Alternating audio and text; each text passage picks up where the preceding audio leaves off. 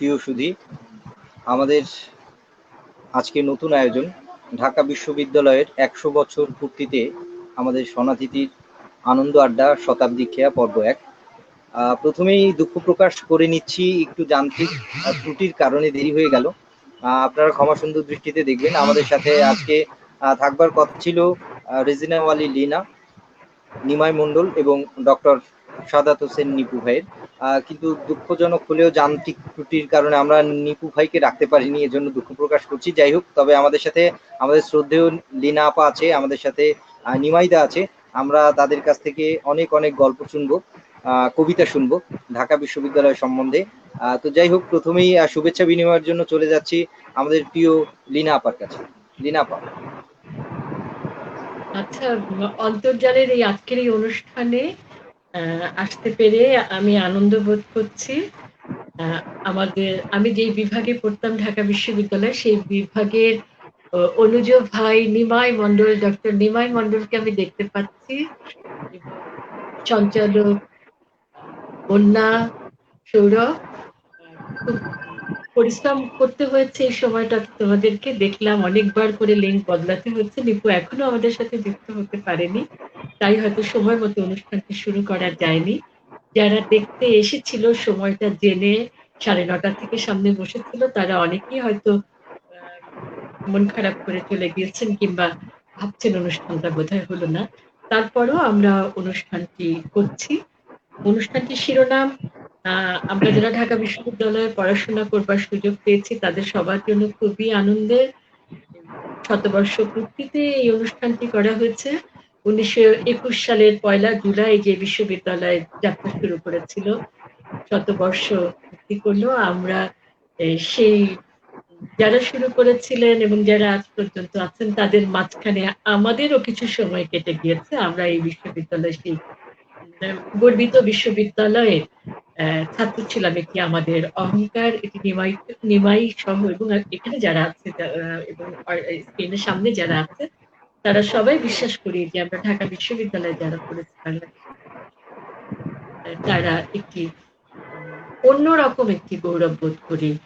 এবং আমরা যখন আমাদের বিশ্ববিদ্যালয় ইতিহাস পড়ি, সেই 1921 সালে 1 জুলাই ঢাকা বিশ্ববিদ্যালয় যখন যাত্রা শুরু করেছিল, তখন 3টি অনুষদে 12টি বিভাগ নিয়ে যাত্রা শুরু করে।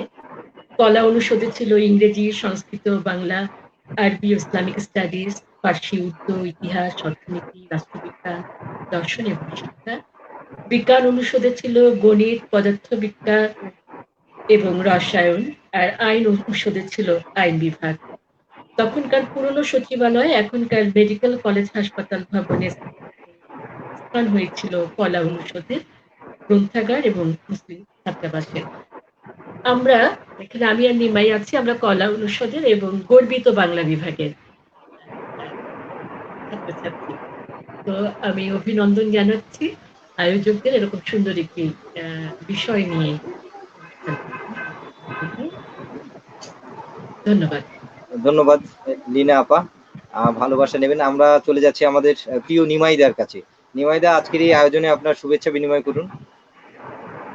তার আগে প্রথমে শুভেচ্ছা বিনিময়ের আগে আমরা কি লিঙ্কটা পাচ্ছি? সোনাদিতির পেজে কিন্তু লিঙ্কটা পাচ্ছি না, একটু জি জি, এখন গেলে, এখন পেজে গেলেই পাওয়া যাবে। লাইভ শুরু হয়ে গেছে, এখন পেজে গেলেই পাবেন। এখন পেজে গেলে পাওয়া যাবে, তাই তো? আচ্ছা, জি জি, ঠিক আছে, অন্য খুঁজলে। আমি সোনাদিতিকে আমার আন্তরিক প্রীতি ও শুভেচ্ছা জানাচ্ছি যে এই মুহূর্তে আসলে প্রতিদিনই আমরা অনেকগুলো লাইভ দেখছি। তো একটি ব্যতিক্রমী আয়োজনের জন্য, যে ঢাকা বিশ্ববিদ্যালয়ের শতবর্ষ উপলক্ষে আয়োজনটা করার জন্য, আবৃত্তি আড্ডা করার জন্য তাদেরকে আমি ধন্যবাদ জানাচ্ছি। আর আমি দুই আয়োজক সোনাদিতিকে শুভেচ্ছা, সঞ্চালকদেরকে আমার প্রীতি এবং আমি বিনম্র শ্রদ্ধা জানাচ্ছি। এখানে আমার তো সিনিয়র বোন, আমার বড় বোন আছেন, শ্রদ্ধেয় রেজিনা ওয়ালি লিনা, উনি আমার বিভাগেরও আমার বড় বোন, তার প্রতি আমি আন্তরিক শ্রদ্ধা জানাচ্ছি। আর যে আলোচক বন্ধু প্রতিম ডক্টর সাদাত হোসেন নিপু, যিনি এখনো আসতে পারেন, নিশ্চয়ই কখনো হয়তো আমাদের মধ্যে যুক্ত হবেন, তার প্রতিও শুভকামনা জানাচ্ছি। আর বিশ্ববিদ্যালয়ে যে 100 বর্ষ চলছে বা উপলক্ষে আয়োজনের জন্য আমি সত্যি খুব গর্ববোধ করছি যে কোনো সংগঠনকে আমি দেখিনি এ পর্যন্ত লাইভ প্রোগ্রাম করতে, এটিই প্রথম। তো সেজন্য আমি তাদেরকে ধন্যবাদ জানাচ্ছি। আর যারা আমাদের অনুষ্ঠান দেখছেন, ধরে নিয়েছি, সেই মানুষদের প্রতি আমার আন্তরিক প্রীতি। তো আমরা এরপরে মনে হয় উপস্থাপক আমাদেরকে মূল অনুষ্ঠানে চলে যেতে পারে। জি, আমরা মূল অনুষ্ঠানে চলে যাব। তো আমরা বোধহয় একটা কবিতা দিয়েই শুরু করতে পারি শুভেচ্ছা বিনিময়ের পরে। আমরা আমাদের পরম শ্রদ্ধার মানুষ লীনা আপার কাছ থেকে বোধহয় একটা কবিতা শুনে আসতে পারি। তো লীনা আপা প্রথমে কি শোনাচ্ছেন আমাদেরকে? আচ্ছা, আমাদের শ্রদ্ধেয় শিক্ষক ডক্টর আনিসুজ্জামান, তিনি ভাষা নিয়ে একটি ছোট্ট কবিতা লিখেছিলেন। আমি তার প্রতি শ্রদ্ধা জানিয়ে, সমস্ত ভাষা শহীদদের প্রতি শ্রদ্ধা জানিয়ে, আমি যেহেতু বাংলা বিভাগের ছাত্রী ছিলাম, সেজন্য এই কবিতাটা দিয়ে আমি শুরু করছি। প্রতি ফাল্গুনে তারা ফিরে আসে, পত্র পুষ্পের মিতালিতে, যেখানে বর্ণের সমারোহ সেখানে। হৃদয়ের সঙ্গে হৃদয়ের যোগে উচ্ছ্বলিত প্রাণ প্রবাহের মোহনা যেখানে, সেখানে তারা ফিরে আসে। যৌবন দীপ্ত কর্মচঞ্চল যে তরুণেরা জীবনকে ভালোবেসে মৃত্যুর নিস্তব্ধতাকে আলিঙ্গন করেছিল, তারা এক প্রাণের বিনিময়ে অগণিত প্রাণের মুক্তি যারা সাধন করেছিল, তারা তারা আমাদের সঙ্গে থাকে।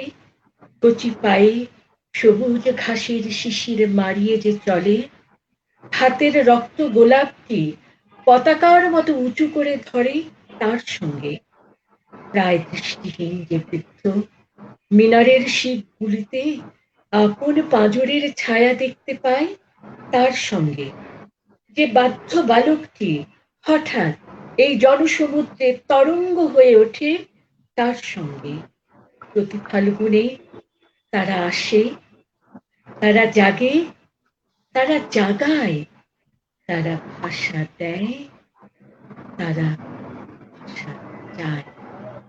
ধন্যবাদ।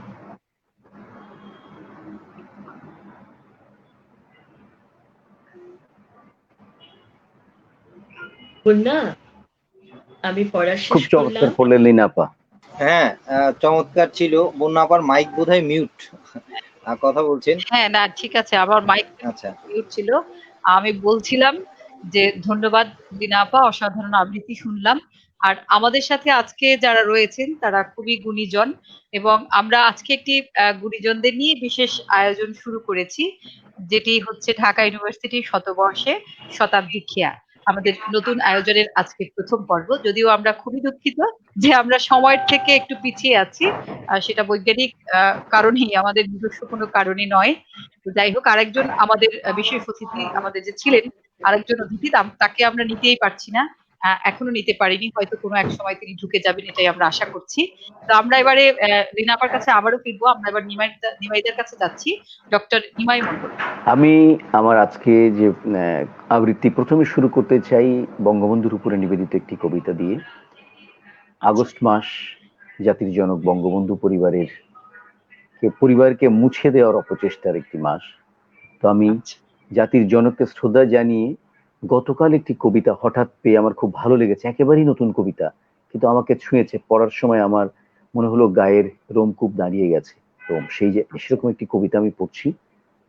স্মৃতি নিয়ে গেলাম, বঙ্গবন্ধুকে নিয়ে লেখা জয়দেব শাহর কবিতা।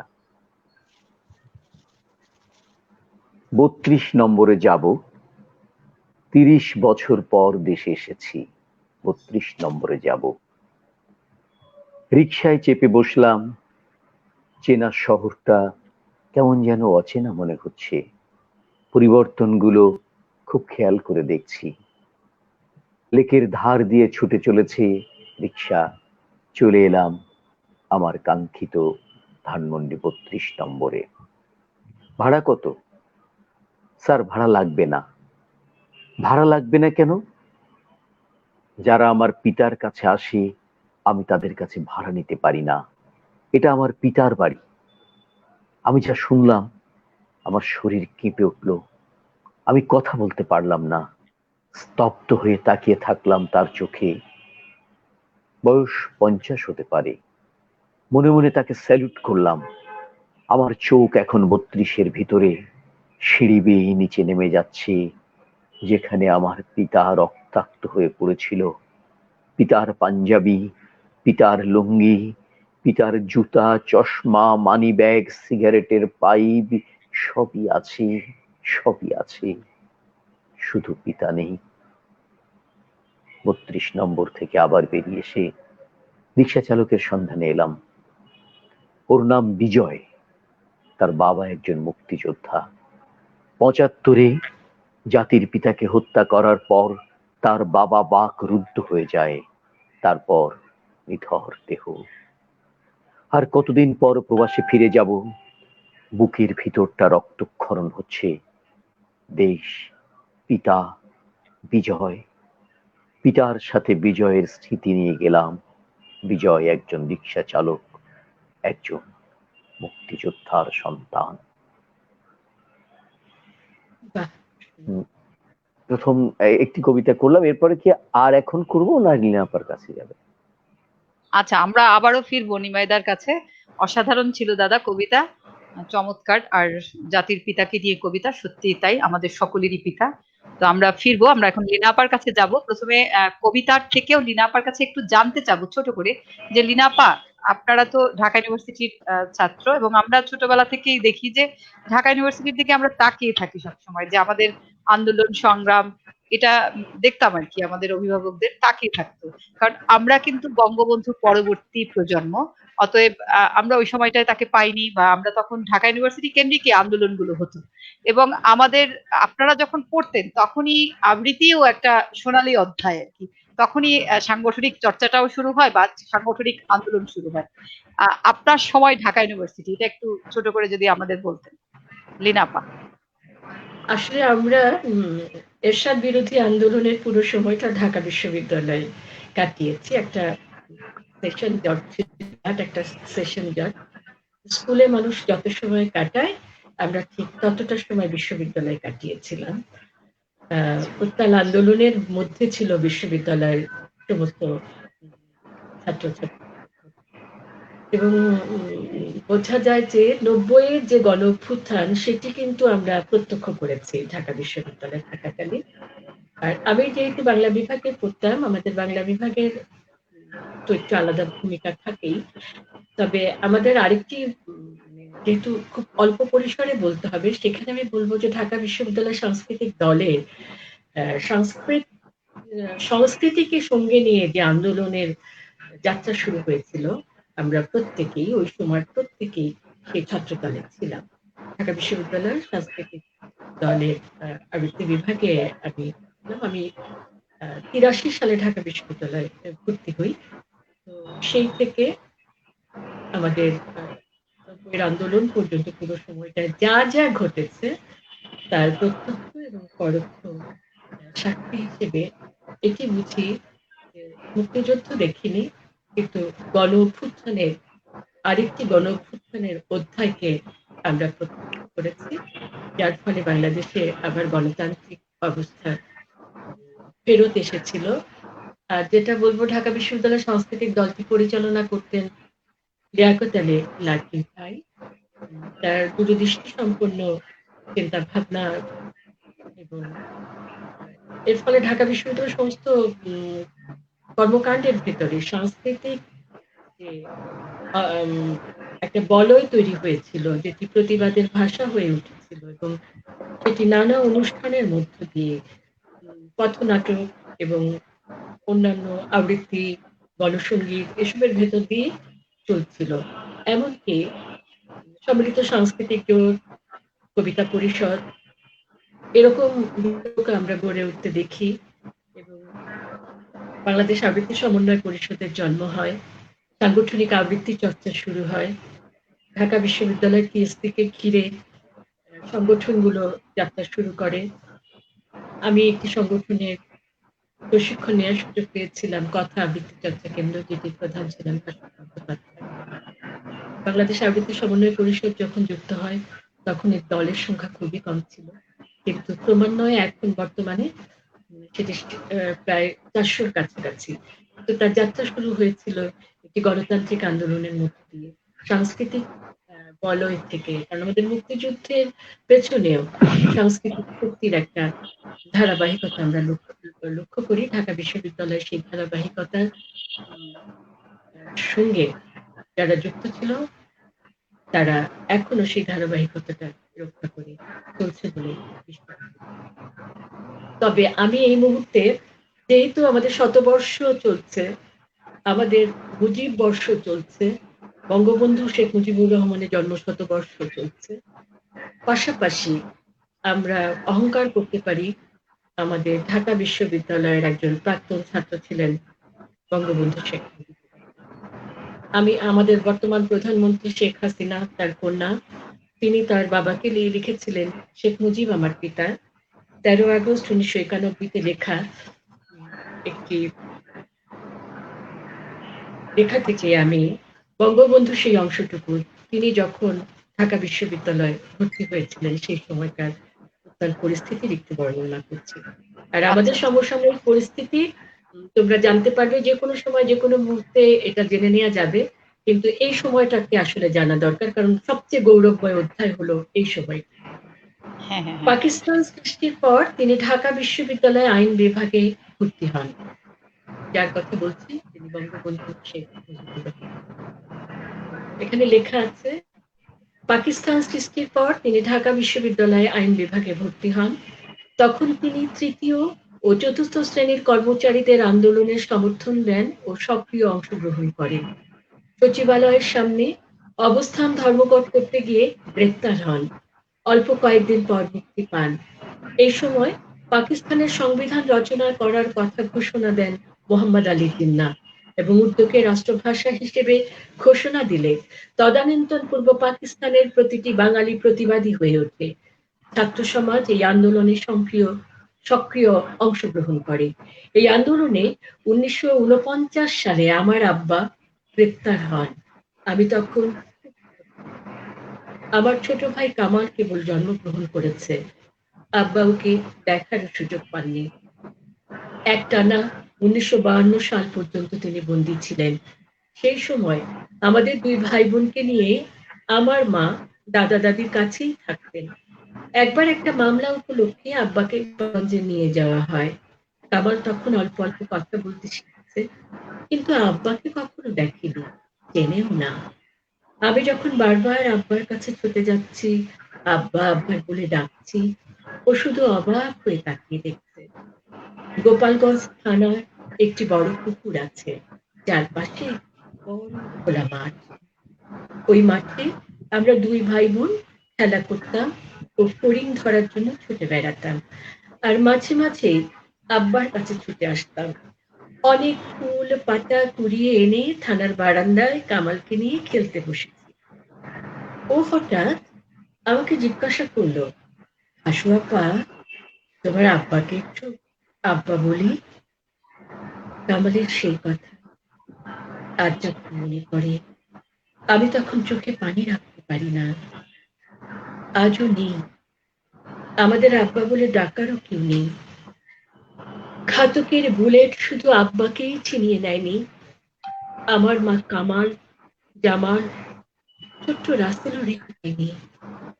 রেহাই পায়নি কামাল জামালের নবপরিণীতা সুলতানা ও রোজি, যাদের হাতের মেহেদির রং বুকের রক্তে মিশে একাকার হয়ে গেছে।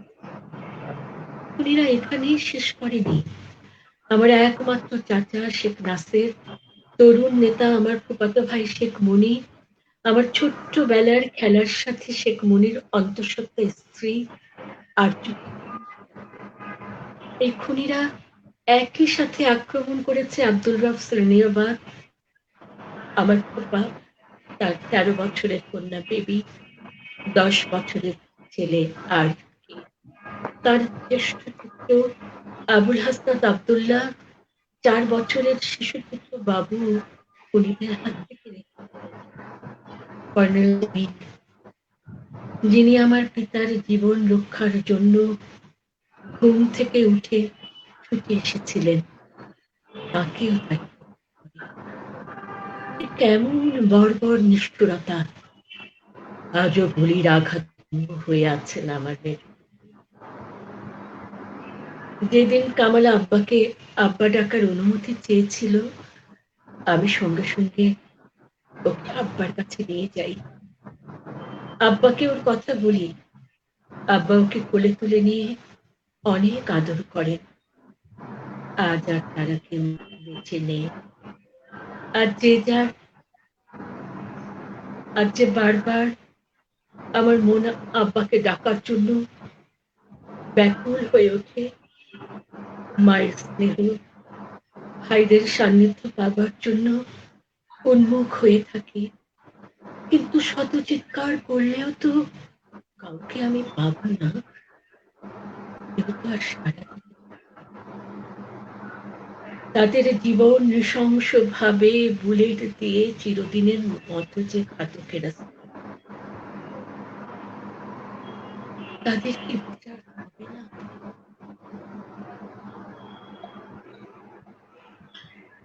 এরপর পরই আমি আরেকটি কবিতাতে যাচ্ছি, বঙ্গবন্ধুকে স্মরণ করে লেখা আচ্ছা আপা। আসাদ চৌধুরীর কবিতা, আমাকে দিয়েছিলে তুমি অসীম আকাশ। আচ্ছা আসাদ চৌধুরী আমাদের বাংলা বিভাগের ছাত্র ছিলেন। আসাদ চৌধুরী, আমি তার লেখা কবিতা বলছি।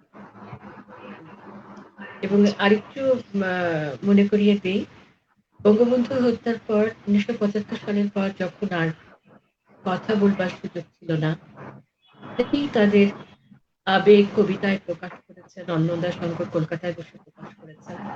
কিন্তু প্রকাশ্যে 21শে ফেব্রুয়ারি 1977-এ আমাদের বাংলা বিভাগেরই আরেকজন গর্বিত ছাত্র কবি নির্মলেন্দু গুণ কবিতা পড়েছিলেন, আমি আজ কারো রক্ত চাইতে আসিনি। কবিতায় প্রথম পুরস্কার বাংলাদেশের। তবে আমি সেটি করছি না, আমি আজকে নিবেদন করছি এই শোকের আগস্টে মৃত্যুকে শ্রদ্ধা জানিয়ে আসাদ চৌধুরীর কবিতা, আমাকে দিয়েছিলে তুমি অসীম আকাশ। আমাকে দিয়েছিলে তুমি অসীম আকাশ, আকাশটা পেয়েছিলাম আমি আমারই। পিতামহের সেই সৌভাগ্য হয়নি, আর পেয়েছিলাম অনেক অনেকের ত্যাগ আর সাধনা। পেয়েছিলাম কেননা তুমিই চেয়েছিলে আমাদের ঘাট থেকে নেমে যাবে দুঃখ অপমানের ভারী ভারী বোঝা। দু চোখ থেকে দুঃস্বপ্নের দিনগুলো, রাতগুলো চিরকালের জন্য অদৃশ্য হয়ে যাবে। মিথ্যা আর অভাব আঁতি পাতি করে খুঁজলেও এদেশে আর পাওয়া যাবে না। আবেগহীন শব্দ হয়ে শুধু অভিধানেই থেকে যাবে, আমাকে দিয়েছিলে তুমি অসীম আকাশ। আকাশটা পেয়েছিলাম আমি আমারই। পিতামহের সেই সৌভাগ্য হয়নি। ধন্যবাদ বন্যা। ধন্যবাদ আপা। আমরা অনেক তথ্য জানলাম, আমরা অনেকটাই ঋদ্ধ হয়েছি। আসলে আমরা তো কিছুই জানি না, একেবারেই অনেক কিছু অজানা তথ্য জেনে গেছি। তো আমরা আপার কাছে আবারও ফিরবো। আমরা এই মুহূর্তে চলে যাচ্ছি আমাদের নিমাইদার কাছে। নিমাইদা, হ্যাঁ, নিমাইদা, আমরা শুনলাম আপার কাছে আপনি আপার থেকে জুনিয়র, একই ডিপার্টমেন্টের ছাত্র, অর্থাৎ বাংলা বিভাগে। তো সেক্ষেত্রে আমি আপনার কাছেও জানতে চাচ্ছি যে আপনার সময় ঢাকা ইউনিভার্সিটি, ঢাকা বিশ্ববিদ্যালয়ের আপনার সময়ে বিশ্ববিদ্যালয়ের রূপটা একটু আমাদেরকে আপনার দৃষ্টিতে বলবেন। আপার কাছে কিন্তু শুনেছি হ্যাঁ, আপা সার্বিক বলেছে, এবারে আপনার দৃষ্টিতে ঢাকা বিশ্ববিদ্যালয় আপনার সময় একটু জানতে হ্যাঁ, চাচ্ছি। সেটা আমি 1986 সালে ঢাকা বিশ্ববিদ্যালয়ে বাংলা ভাষা ও সাহিত্য বিভাগে ভর্তি হই। সে সময় স্বৈরাচার বিরোধী আন্দোলন তুঙ্গে, যে সমস্ত দল মত এরশাদ সরকারের পতনের লক্ষ্যে ঐকমত্য পোষণ করে আন্দোলন করছে, আমরাও মিছিলে যাচ্ছি, কবিতা আবৃত্তি হচ্ছে ট্র্যাকের উপরে, সে ট্র্যাকের উপরে আমরা আবৃত্তি করছি, শহীদ মিনারে আবৃত্তি হচ্ছে, কমলাপুরে আবৃত্তি হচ্ছে, নানান জায়গায় আবৃত্তি হচ্ছে, গান, পথনাটক, মঞ্চনাটক, যেখানে শিল্পের যে কোনো মাধ্যমে এরশাদ সরকারের পতনের বিরুদ্ধে সবাই উন্মুখ। এবং আমি মনে করি ওই সময়টাতেই সবকটা শিল্পই বাংলাদেশে তুলনামূলকভাবে বিকশিত হয়েছিল, বিশেষত গণমুখী যে শিল্পগুলো। তবে আবৃত্তির আজকের যে বিকশিত অবস্থা, সেটি সম্ভবত স্বৈরাচার বিরোধী আন্দোলনের মধ্য দিয়েই অনেক বেশি পরিমাণ প্রস্ফুটিত হয়েছিল। কারণ আবৃত্তি ছিল ওই আন্দোলনগুলোর একটি মুখ্য অস্ত্র।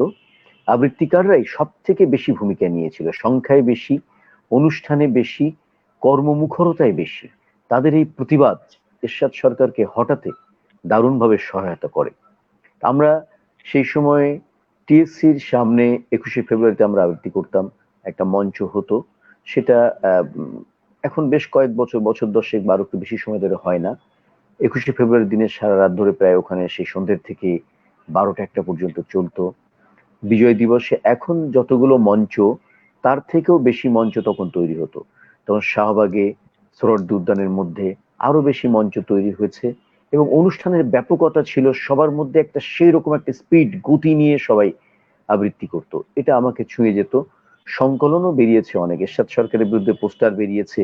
আমার ভালো মনে আছে 87-তে আমি বসে আছি কবিতা পরিষদের প্রথম অনুষ্ঠানে, সকাল থেকে কামরুল হাসান সভাপতিত্ব করছেন। এমন সময় কবি রবীন্দ্র গোপ একটা ছবি, কামরুল হাসানের আঁকা ছবি সবাইকে দেখালেন যে স্বৈরাচারের দেশ আজ বিশ্ব বেহায়ার খপ্পরে। মানে আমরা মঞ্চে বসে, এবং ওই মঞ্চেই সন্ধ্যেবেলা আমি বসে আছি সামনে, একটু পরে কোথা থেকে বর্তমান প্রধানমন্ত্রী শহীদ শেখ হাসিনা চলে এলেন, উনি দুটো চেয়ার পরেই আমার পরে বসলেন। কিছুক্ষণের মধ্যে আমরা দেখলাম মঞ্চে কামরুল হাসান ঢলে পড়লেন। তখন তাকে মোজাম্মেল বাবুর গাড়িতে করে নিয়ে তখনই হাসপাতালে নেওয়া হয়। পরে কামরুল হাসান প্রয়াত হন।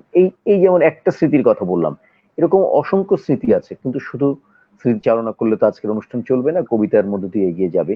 তবে এটুকু বলতে পারি, 75-এ পট পরিবর্তনের পরে এদেশে মুক্তিযুদ্ধ বিরোধী যে একটি চেতনা বা একটি শক্তি, কখনো তারা মুক্তিযোদ্ধার অছিলায়, মুক্তিযোদ্ধার ছদ্মবেশে ক্ষমতা দখল করেছে, করে সংবিধান থেকে গণতন্ত্রকে হত্যা করেছে, ধর্মনিরপেক্ষতাকে সরিয়ে দিয়েছে, অন্যান্য সব করা বাঙালি জাতীয়তাবাদের জায়গায় যে জাতীয়তাবাদ স্থাপন করেছে সেটি আসলে কোন জাতীয়তাবাদ সেটি আমরা এখনো বিবেচনা করি। ওই যে 71-এর পূর্ববর্তী যে পাকিস্তানি শক্তির প্রেতাত্মা, তারা যে ক্ষমতা এসেছিল 75-এর পরে, তারা আমাদের দেশকে কিন্তু একেবারেই পিছিয়ে নিয়ে গিয়েছিল চেতনাগত দিক থেকে। আজকে আমরা যে মুক্তভাবে মুক্তিযুদ্ধের কথা বলতে পারছি, স্বাধীনতার কথা বলতে পারছি, জাতির জনকের নাম উচ্চারণ করতে পারছি, 75-এর সময় কিন্তু 75-এর পট পরিবর্তনের পরপরই, আমি তখন 4র্থ শ্রেণীতে পড়ি, তখন মনে হলো বঙ্গবন্ধুর নাম উচ্চারণ করা যেন একটা মহাপাপের বিষয়। এইসব জায়গা থেকে আমরা বেরিয়ে আসার জন্য ওই স্বৈরাচার বিরোধী আন্দোলন অনেক সহায়ক হয়েছিল। এবং আজকের যে যাই বলুক, দেশ এগিয়ে যাচ্ছে, আমরা মুক্তিযুদ্ধের কথা বলতে পারছি, আমরা বঙ্গবন্ধুর কথা বলতে পারছি, আমরা সেই যে আদর্শ উদ্দেশ্য নিয়ে দেশ স্বাধীন হয়েছিল সেই কথা বলতে পারছি।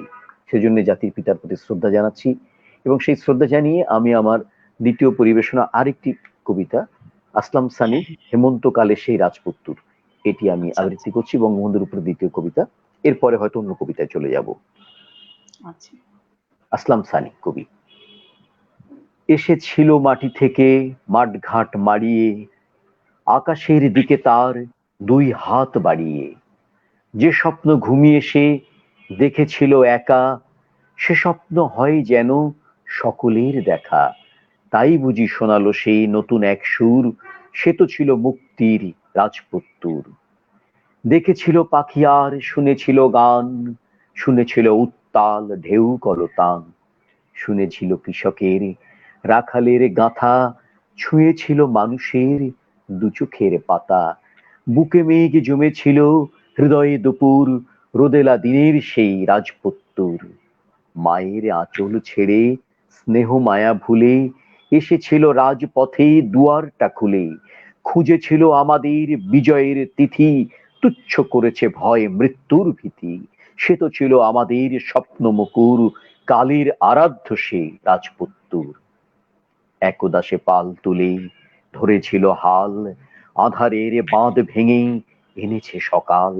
দৈত্য দানুর সাথে লড়াইয়ে মাতে, টকটকে সূর্যকেই পেতে চায় হাতে। ইতিহাসে উত্তাল সেই 71, বজ্র মুখর সেই রাজপুত্তুর।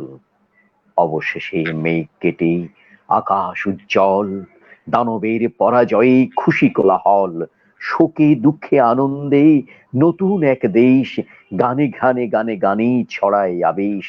জাগালো সে আমাদের এ নিদ্রাপুর, জাগালো সে আমাদের এ নিদ্রাপুর, অনন্তকালের সেই রাজপুত্তুর। এই রাজপুত্তুর আমাদের জাতির জনক বঙ্গবন্ধু শেখ মুজিবুর রহমান, হাজার বছরের শ্রেষ্ঠ বাঙালি সন্তান। তার প্রতি আমাদের বিনম্র শ্রদ্ধা, ভালোবাসা। অসাধারণ ছিল। আমরা পরিবেশন আরো এখন কি আমি আর কবিতা আবৃত্তি করব না লিনাপার কাছে? এবারে কিন্তু যদি করি তো বর্ষার দিকে যাব। হ্যাঁ হ্যাঁ হ্যাঁ, আমরা সবার কবিতায় বর্ষা, আমরা একটু অন্য কবিতায় যাচ্ছি, এরপরে লিনাপায় যাব। আমরা একটু প্রাচীন কবিতা, আমি চেয়েছি আজকে নিমাইদা আমরা একটু মন্তব্যগুলো দেখে আসি, তারপর আপনার কবিতায় ফিরে যাচ্ছি। নিশ্চয়ই আমাদের নিশ্চয়ই দর্শকরা অনেক মন্তব্য করেছে, আপনাদেরও ভালো লাগবে, আপনাদের কথাই লিখেছে। জয়দেব শাহ লিখেছে, প্রিয়জনদের শুভেচ্ছা, ধন্যবাদ আপনাকে। শাহা গুপ্তা লিখেছে শুভেচ্ছা, ধন্যবাদ আপনাকে। জেবুন্নেসা মুনিয়া লিখেছে শুভেচ্ছা, শুভকামনা, ধন্যবাদ। সাধন দাস দাদা লিখেছেন অভিনন্দন ও শুভেচ্ছা। ধাবিয়ান, লিনা আপা ও ডক্টর নিমাইদা, ধন্যবাদ দাদা আপনাকে। জয়দেব শাহ লিখেছে সুন্দর পরিবেশনা, লিনা আপা, ধন্যবাদ।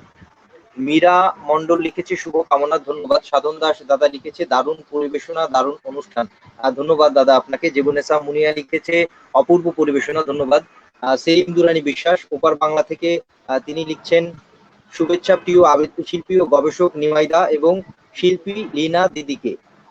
শুভেচ্ছা রইল সকল শিল্পীদের জন্য, শুভেচ্ছা তানজিম, সৌরভ এবং বন্যাকে। ধন্যবাদ সেলিম ভাই আপনাকে। এরপরে সেলিম ভাই আরো লিখছেন খুব ভালো লাগলো নিমাইদা। তারপরে বিষ্ণু লিখেছেন নমস্কার নিমাইদা, অনেক ভালো আবৃত্তি, শুভকামনা দাদা, ধন্যবাদ। জয়দেব শাহ আরো লিখেছেন কৃতজ্ঞতা নিমাইদা, সুন্দর পরিবেশনা, ধন্যবাদ। সাধন দাস দাদা লিখেছে লিনা আপা ও নিমাইদাকে খুব খুব খুব সুন্দর লাগছে, আসলে সত্যি আজকে খুবই সুন্দর লাগছে। সাধন দা আরো লিখেছেন ঢাবির বিশাল ইতিহাসের খন্ড খন্ড চিত্র উঠে আসছে আলোচনায়। আসলে সত্যি আমরা আসলে যেসব না জানা কথা আমরা নিজেরাও জানতে পারছি এবং শ্রোতা দর্শক যারা দেখছেন তারাও জানতে পারছে, এটা খুবই বড় প্রাপ্তি আমাদের জন্য। আমাদের সাথে যুক্ত আছেন মীর বরকত ভাই। বরকত ভাই লিখেছেন সবার জন্য শুভকামনা রইল, ধন্যবাদ বরকত ভাই আপনাকে। রুদ্র সাহা লিখেছে বা ভীষণ সুন্দর আয়োজন, ধন্যবাদ। বরকত ভাই আরো লিখেছেন লিনা, নিপু, নিমাই, বন্যা, সৌরভ সবার জন্য ভালোবাসার শুভকামনা। বরকত ভাই আপনিও ভালোবাসা এবং শ্রদ্ধা নেবেন। সুরাইয়া চৌধুরী লিখেছে নিমাইদা চমৎকার। সোহেল লিখেছে নিমাইদার আবৃত্তি ভালো লাগছে, শুভকামনা, ধন্যবাদ। সাইয়েদা লিখেছেন সবার জন্য শুভকামনা, নিমাইদাকে দেখছি, ধন্যবাদ। আপনারা যারা মন্তব্য করেছেন আরো আছে, পড়বো। আমরা এই পর্যায়ে চলে যাচ্ছি নিমাইদার কাছে, তার অসাধারণ পরিবেশনায়। নিমাইদা, আমরা তাহলে কবিতায় ফিরি। আমি এবার কবিতা করে আবার লিনাপার কাছে মাইক্রোফোন ফিরিয়ে দিতে বলবো। সেটা হলো, বঙ্গবন্ধুর উপরে আমরা শ্রদ্ধা জানিয়েছি, এখন ভাদ্র মাস, এই বর্ষাকাল যদিও চলে গেছে, যদিও মাসের হিসেবে এটি শরৎ, কিন্তু বর্ষা চলে এবং চলতো আগেও, সবসময় ভাদ্র মাসেই বর্ষা হয়। মধ্যযুগের কবি বিদ্যাপতি তিনি বর্ষা নিয়ে একটি কবিতা, চমৎকার তার পদ আছে, ব্রজবুলি ভাষায় লেখা। আমি একটু সেটি উচ্চারণ করছি এবং সঙ্গে সঙ্গে আমার শিক্ষক, বাংলা বিভাগের সর্বজন শ্রদ্ধেয় প্রয়াত শিক্ষক নরেন বিশ্বাসের প্রতি শ্রদ্ধা জ্ঞাপন করছি। তার কাছেই কবিতাটি আমি আবৃত্তি শিখেছিলাম শব্দরূপে, যখন আমরা ঐতিহ্যের অঙ্গীকার নামে হাজার বছরের বাংলা কবিতা আবৃত্তির অডিও অ্যালবাম বের করি তখন। এ সখী हमारी दुखेर नाही ओर, ए भरा बादर माहो भादर, सुनिया मंदिर मोर, झम्पी घन गरु जंती संतति, भुवन भरी भरी खंतिया, कांत पाहन काम दारुण, सघन खरसर खंतिया, কুলিশ শত শত পাত মোদিত, ময়ূর নাচত মাতিয়া, মত্ত দাদুরি ডাকে ডাহুকি, ফাটি যাও তো ছাতিয়া, তিমির দিগে ভরি ঘোর ইয়ামিনী, অথির বিজুরিক পাতিয়া, বিদ্যাপতি কহে কৈসে গঙাইবি, হরি বিনে দিন রাতিয়া। অসাধারণ নিবেদা। বিদ্যাপতির বর্ষা বিষয়ক পদ। হ্যাঁ, অসাধারণ। আহ, অসাধারণ ছিল। আমরা এবারে নিমাইদার কাছে আবার আসছি, আমরা এবারে যাচ্ছি লীনা আপার কাছে। লীনা আপা, আমরা এবার কি কবিতা শুনছি? ঢাকা বিশ্ববিদ্যালয়ে আমাদের সময় একটি কবিতা লেখা হয়েছিল। কবিতাটি লিখেছিলেন আনিসুল হক, মানুষ জাগবে ফের। আচ্ছা, বাহ, দারুণ কবিতা। সেই কবিতাটি করছি। ওই সময়টাকে প্রতিনিধিত্ব করে এই কবিতাটি। হে আচ্ছা, তরুণ, হে যুবক, হে শ্রমিক, হে কৃষক, মেনো না হতাশা। আবার আসবে দিন সূর্যিত আলোর, আবার বেদিন সমূহ উজ্জ্বল। মানুষ জাগবে ফের, জাগবে মানুষ। নিদারুণ দুঃসময় আমাদের অধিবাস আজ, নির্দয় সূর্যের তাপে ফেটে যায় মাটি ও মনন। কামরুলি জানোয়ার দাঁতে ঘষে দাঁত, জয়নুলের কাকেরা করে কা কা স্বদেশ ভাগাড়ে। কাক ও কুকুর ছাড়া আর কোনো প্রাণী যেন নেই, হতাশা ও ধোঁয়া ছাড়া আর কোনো বিশ্বকল্প নেই। মানুষ নিরাশ আজ, মানুষের আস্থা নেই আলোকের প্রতি। মানুষ নিরন্ন আজ, মানুষের আস্থা নেই অন্নদাত্রী মৃত্তিকার প্রতি। চারিদিকে অন্ধকার, ছিদ্রহীন, শেষহীন, অদ্ভুত আধার। বিলাপ ও আর্তনাদ ছাড়া আর কোনো উচ্চারণ নেই।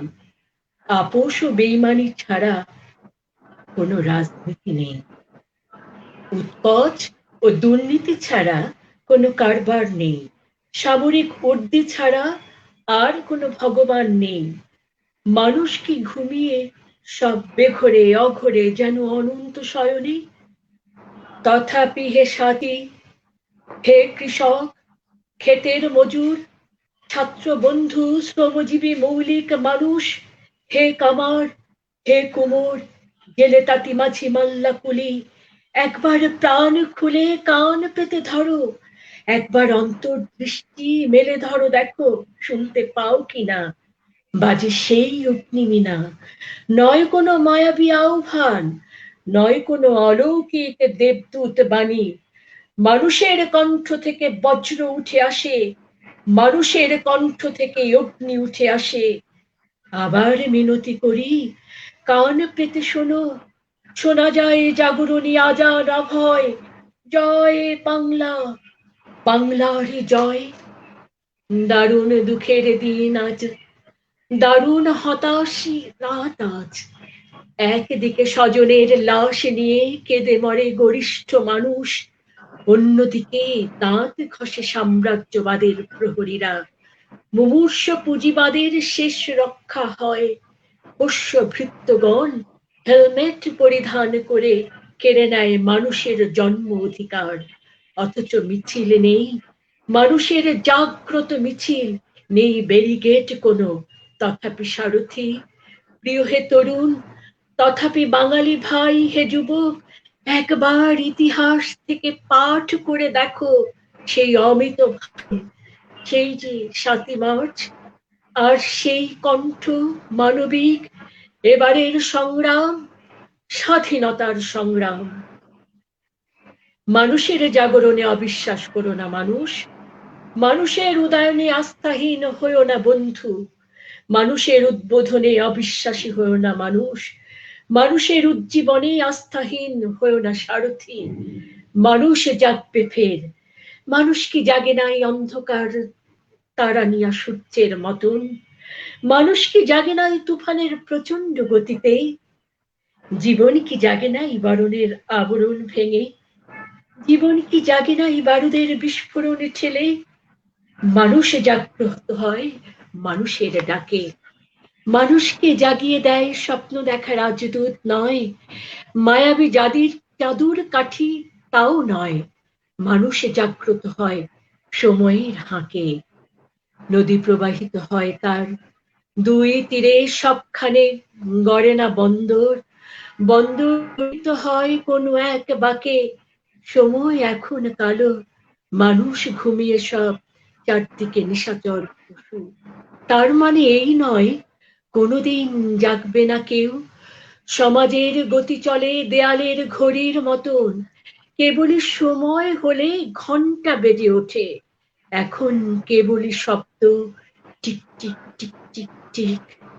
তাই বলে এই নয় ঘন্টা আর বাজবে না কভু, 52 একদিন জেগেছিল সব, আবার আসেনি কি মহাজাগরণ সুমহান একাত্তরে?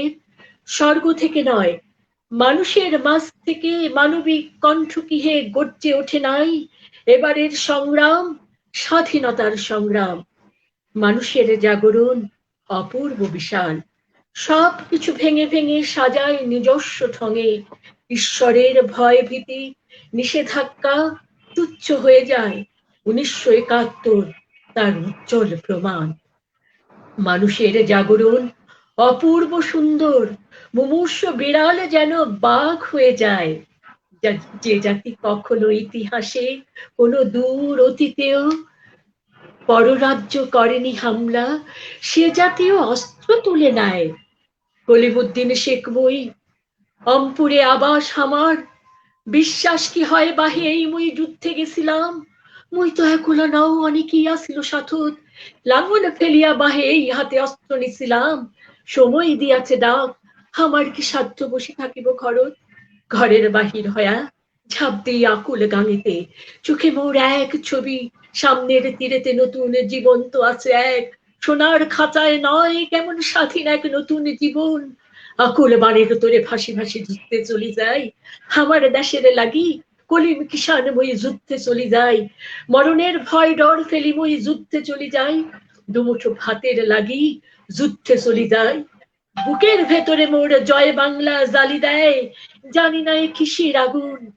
দারুণ মিছিল আসে, মানুষের মুক্তির মিছিল, আসে চাষা, আসে চাষি, অস্ত্র তুলে নেয়, আসে ছাত্র, আসে যুবা, অগ্নি জেলে দেয়, আসে মাতা, আসে বধূ, দাহ ঢেলে দেয়, আসে মাঝি, আসে মাল্লা, মুক্তির নৌকায়, শ্রমিক মজুর আসে, 7.5 কোটি বাঙালি আসে, ঘরে ঘরে জেগে ওঠে এক একটি শেখ মুজিবর, 71 জেগে ওঠে অযুত বাঙালি, তার সাথে হাত ধরে প্রতিরোধ গড়ে তোলে হরিত প্রকৃতি, সবুজ পত্রালি তার, গহন শ্যামলে ঠালে গেরিলার সশস্ত্র শরীর, উত্তাল নদীরা ভাঙে আগ্রাসীর কুর্হ যোগাযোগ, তীব্র স্রোতে ঠেবে ঠেবে গড়ে তোলে দীর্ঘ প্রতিরোধ, বাংলার জোনাকি সব গেরিলাদের দেখায় আলো, মৃত্তিকা বুকের মাঝে মুক্তিদের ধরে রাখে যেন বা বাংকার, বাংলার প্রান্তর ফুল ফল, ভাত পানি, বৃক্ষ নদী, পাখি ও পতঙ্গ, মানুষের জাগরণে জেগে ওঠে নিজস্ব মহিমে। আবার আসবে সেই সময়ের বাঘ, আবার আসবে সেই জাগরণী ধবল প্রহর, 30 লক্ষ শহীদের রক্তের দোহাই, অঙ্গনার সম্ভ্রমের কীরা, আবার আসবে এক মহান প্লাবন, জন্ম নেবে আরেকবার শেখ মুজিবর, ইতিহাসের প্রগতি রুদ্ধ করে শক্তি আছে কার, মানুষের অগ্রযাত্রা বন্ধ করে সাধ্য আছে কার, মানুষ জাগবে ঠিক, পুনরায় জাগবে মানুষ। আমি আশা করি অসাধারণ এই আপা, কবিতায়, অসাধারণ। হ্যাঁ আমি আশা করি এই হ্যাঁ, কবিতায় আমি এবং এবং নিমাই যা বললাম তার সবকিছু আছে। আমরা এখন আসলে কবিতাই চলে যাব, হ্যাঁ, এখন আমরা অন্য ধরনের কিছু কবিতা শুনবো, এবং এমনিতেই সময় অনেক নেই। আচ্ছা আচ্ছা আচ্ছা আপা, আমরা অন্য কবিতায় যাওয়ার আগে লীনা আপার এই অসাধারণ কবিতার পরে আমার একটা জিনিস বলতে ইচ্ছে করছে। আমাদের নিমাইদা শিক্ষক মানুষ, এবং আপাও এটার উপরে একটা প্রবন্ধ লিখেছিলেন আমি যতদূর জানি, আমি নিমাইদার কাছ থেকেই শুনেছি। তো যাই হোক, আমি সাধনদার কাছেও শুনেছি যে আপনি বোধহয় এইটার উপরে একটা প্রবন্ধ আপনার ছিল। সেটা হচ্ছে যে আবৃত্তি আমাদের ঢাকা বিশ্ববিদ্যালয়ে, আপনার বিষয়টা ছিল বোধহয় আবৃত্তি শেখার কলা কৌশল কিরকম হওয়া উচিত বা পাঠ্য কিরকম হওয়া উচিত। আর আমি জানতে চাচ্ছি যে হ্যাঁ, এরকম আমরা ইদানিং একটি ফেসবুকে আমি দেখেছি যে আসামে আবৃত্তির একটা শাখা খোলা হয়েছে, হ্যাঁ, বিশ্ববিদ্যালয়ে। তো আমাদের ঢাকা বিশ্ববিদ্যালয়ে আমাদের শতবর্ষ পার হলো, এখানে নৃত্যকলা বিভাগ আছে, তারপর এখানে গানের আলাদা আলাদা বিভাগও রয়েছে। তো আমরা আমাদের ঢাকা বিশ্ববিদ্যালয়ে কি এটা আশা করতে পারি না যে আবৃত্তির একটা বিভাগ থাকবে, আসলে এখান থেকে ছেলেরা পাশ করে বের হবে? নিশ্চয়ই আমরা এটা আশা করি, এবং নিমাই, আমি, ফজল আলম পাপ্পু, বাংলা বিভাগের ইকবাল খোরশেদ, জাফর, রবিশঙ্কর, মৈত্রী, আমরা যারা ঢাকা বিশ্ববিদ্যালয় বাংলা বিভাগের আমাদের সময়কার মানুষ, আমরা এটা নিয়ে অনেক কাজ করার চেষ্টা করেছি। এবং আমাদের আরেকজন বড় বোন আছে রূপা চক্রবর্তী, উনি ঢাকা আমরা বিশ্ববিদ্যালয়ের জানি যে আপনারা কাজ ওনার করছেন, সাথেও তাহলে কথা এটা হয়েছে। হ্যাঁ, আর আমি যেটা করেছিলাম যে ফয়জুল আলম পাপ্পু আমাকে দিয়ে একটি সিলেবাস তৈরি করেছিল, একটি খসড়া সিলেবাস, যেটি আমরা যদি বিশ্ববিদ্যালয়ে পড়ানো যায় কিনা, কারণ এর জন্য তো অনেক পাঠ্য পরিক্রমা দরকার, অনেক কিছু দরকার। তা আমরা খুঁজে খুঁজে দেখলাম আসলে অনেক বিষয় আছে। আবৃত্তিকে একটি আলাদা বিভাগে রূপান্তর করবার জন্য যা যা দরকার বাংলা সাহিত্য ভান্ডারে সেটি মজুদ আছে। এবং ডক্টর নিমাই মন্ডল, ওর যে আবৃত্তির বিষয় সেটিও কিন্তু ওর পিএইচডির বিষয় কিন্তু এটি। তো আসামে খোলা হয়েছে, বাংলাদেশে কেন হবে না, বা আসামে খোলা হয়েছে বলেই বাংলাদেশে খুলতে হবে এটি না। আসাম ভাষা আন্দোলনের একটি ঐতিহ্য উত্তরাধিকার গ্রহণ করে আসামে ভাষা সৈনিকরা আছে, এবং আসামের ভাষা সৈনিকদের মধ্যে যিনি প্রথম শহীদ হয়েছিলেন তিনি একজন মহিলা। এবং আসামে এই বিশ্ববিদ্যালয়টি করেছে, কারণ আসামে গেলে পরে মানুষরা এটা দেখবে যে আসামের সবগুলো পোস্টার, আসামের সবগুলো বিপণী বিতান, এবং আসামের মানুষরা তাদের ভাষাকে কত ভালোবাসে। তা আমাদের বাঙালিদের ভেতরে আমাদের ভাষার মমত্বটুকুনকে যদি আমরা জাগিয়ে তুলতে পারি, বাঁচিয়ে দিতে পারি, তবে এই বিভাগ হওয়াটা শুধু আবৃত্তির ছেলে মেয়েদের আবেদনের বিষয় না, এটি আসলে আমরা অধিকার নিয়ে দাবি করতেই পারি। ভাষাতত্ত্ব বিভাগ আগে ছিল না, এটি বাংলা সাহিত্য বিভাগের সাথেই যুক্ত ছিল। তো নৃত্যকলা প্রায়োগিক বিদ্যা হিসেবে এবং এটি একটি প্রয়োগ শিল্প হিসেবে এটির একটি ব্যাকরণ আছে, এটির একটি অনুশীলন অনুধাবনের বিষয় আছে, এটির মননের পরিচর্যারও একটি বিষয় আছে, এটির পঠন পাঠনের জন্য একটি উচ্চ মাত্রার শিক্ষার ব্যবস্থারও দরকার রয়েছে। এবং সেটি বিশ্ববিদ্যালয়ে যারা নীতি নির্ধারক আছেন, যারা একটু অনেক দূর পর্যন্ত চিন্তা করতে পছন্দ করেন, যারা বিশ্বাস করবেন যে বাংলা ভাষাভাষী মানুষের সংখ্যা যদি পৃথিবীতে সংখ্যার দিক দিয়ে যদি 6ষ্ঠতম অবস্থানে তবে এই ভাষাটির আন্তর্জাতিক পরিমণ্ডলে নানা দিক থেকে একটি অবস্থান তৈরি করবার অধিকারও রাখে। এবং সেটির জন্য একটি উচ্চতর পর্যায়ে শিক্ষা ব্যবস্থা, অবশ্যই গবেষণাধর্মী শিক্ষা ব্যবস্থা চালু করবার জন্য বিশ্ববিদ্যালয়ের কোনো বিকল্প নেই। এবং সেটি যদি আলাদাভাবে একটি বিভাগ তৈরি হয়, ঢাকা বিশ্ববিদ্যালয়ের প্রাক্তন ছাত্রী হিসেবে এটি তো আমাদের ভীষণ একটা গর্বের বিষয় হবে। আমরা ছোট ছোট যে কাজগুলি, এগুলো আসলে উস্কে দেয়া, মানুষের চিন্তার মধ্যে ওই ভাবনাটাকে জাগ্রত করা। যারা এখন ঢাকা বিশ্ববিদ্যালয়ে আছেন এবং বাংলা বিভাগ যারা দেখাশোনা করছেন, সেখানে যারা দায়িত্বে আছেন, তারা তাদের কর্তব্যের পাশাপাশি, ছাত্র পড়ানোর পাশাপাশি যদি আরেকটু দূরের দিকে তাকিয়ে বাংলা ভাষার প্রতি এই মমত্বের এই হাতটুকুন বাড়িয়ে দেন, এবং বিশ্ববিদ্যালয় সিন্ডিকেটে যারা আছেন, যারা বিশ্ববিদ্যালয়ের উন্নতি কামনা করেন, তারা যদি মনে করেন যে একটি মাতৃভাষার রাজপথ দিয়ে, একটি স্বাধিকার আন্দোলনের মধ্য দিয়ে একটি রাষ্ট্র প্রতিষ্ঠা হয়েছে, এবং যে মহান নেতার ডাকে আমরা এই রক্তক্ষয়ী যুদ্ধে অবতীর্ণ হয়েছিলাম, ভাষা আন্দোলনে তারও একটি ভূমিকা আছে, এবং এখন রাষ্ট্র ক্ষমতায় তাদের অবস্থানও আছে। যদি এই পরিস্থিতিতে মাতৃভাষার মাধ্যমে, মানে আইন আদালত বিজ্ঞান সবকিছু চলুক, মাতৃভাষার যত্ন হোক। এই বাংলাদেশ তো এই 55,000 বর্গ মাইলের এই ভূখণ্ড তো সেটির একমাত্র দাবিদার হতে পারে, কারণ আমাদের সংবিধানেও এটি বলা আছে। সুতরাং সবকিছু মিলিয়ে এটি এখন আসলে সময়ের দাবি, এটি আসলে এখন পরিস্থিতিগতভাবে নীতি নির্ধারকরা যদি এটি করে দেন, তো এটি আসলে আবৃত্তি যারা আছে তাদের জন্য যেমন ভালো হবে, এবারে আবার চলে এসেছে আমার ছবি, একটি সুদূর প্রসারী নিগূঢ় একটা তাৎপর্যও থাকবে। আরেকটি ব্যাপার, স্কুল কলেজগুলোতে আবৃত্তির প্রশিক্ষণটি শুধু ভাষা চর্চার জন্য, প্রমিত বাংলা ভাষা চর্চা এখন অনেকে আগ্রহী হয়েছেন।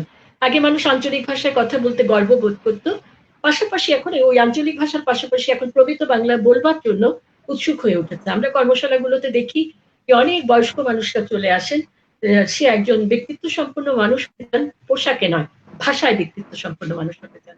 তো প্রমিত বাংলা ভাষা শিখতে গেলে তার তো উচ্চারণ কৌশল শিখতেই হবে। আমাদের বর্ণমালা কিন্তু অসংখ্য, তার উচ্চারণ রীতিমালা আছে, এবং সেই রীতিনীতিগুলো শিখবার জন্য বয়স্ক বাকযন্ত্রের একটি পরিচর্যার দরকার হয়, একটি প্রশিক্ষণের দরকার হয়। সেটি হয়তো কর্মশালাতে হবে, কিন্তু উচ্চতর গবেষণার জন্য অবশ্য অবশ্য অবশ্যই ঢাকা বিশ্ববিদ্যালয় এর একটি বিভাগ খোলা উচিত বলে আমি এবং আমরা মনে করি। ধন্যবাদ চমৎকার আপা। আমরা এবার নিমাইদার কাছে লীনা যাব, আপাকে কারণ অনেক ধন্যবাদ। হচ্ছে যে আমি একটু যোগ নিমাইদা, করতে আমি চাই। একটু বলি, সেটা হচ্ছে যে নিমাইদা কিন্তু ফেসবুকে লিখছে এবং আমাদেরকেও বলছে বা বিভিন্ন মানুষকে বলছে যে আমরা একটা এরকম হলে কিন্তু ভালো হয় আমাদের দেশে। তো আমরা নিমাইদার কাছ থেকে একটু শুনি যে আসলে নিমাইদার এই ভাবনা এবং আসলে কি মানে লীনা আপার সাথে সে কি যোগ করতে চাইছিল, আমরা একটু চেয়েছি সেটা একটু শুনে আসি। হ্যাঁ, লীনা আপা, আমি এখানে একটু বলে নেই, নিমাইদা। নিমাই একটু যুক্ত করি। জেসমিন আমাদের বন্যা আপনাকে এই ধন্যবাদ। চাওয়াগুলোর আগে আমাদের যারা বয়োজ্যেষ্ঠ তারাও চেয়েছেন, সেখানে আমি নিরঞ্জন অধিকারী স্যারের নাম করতে চাই।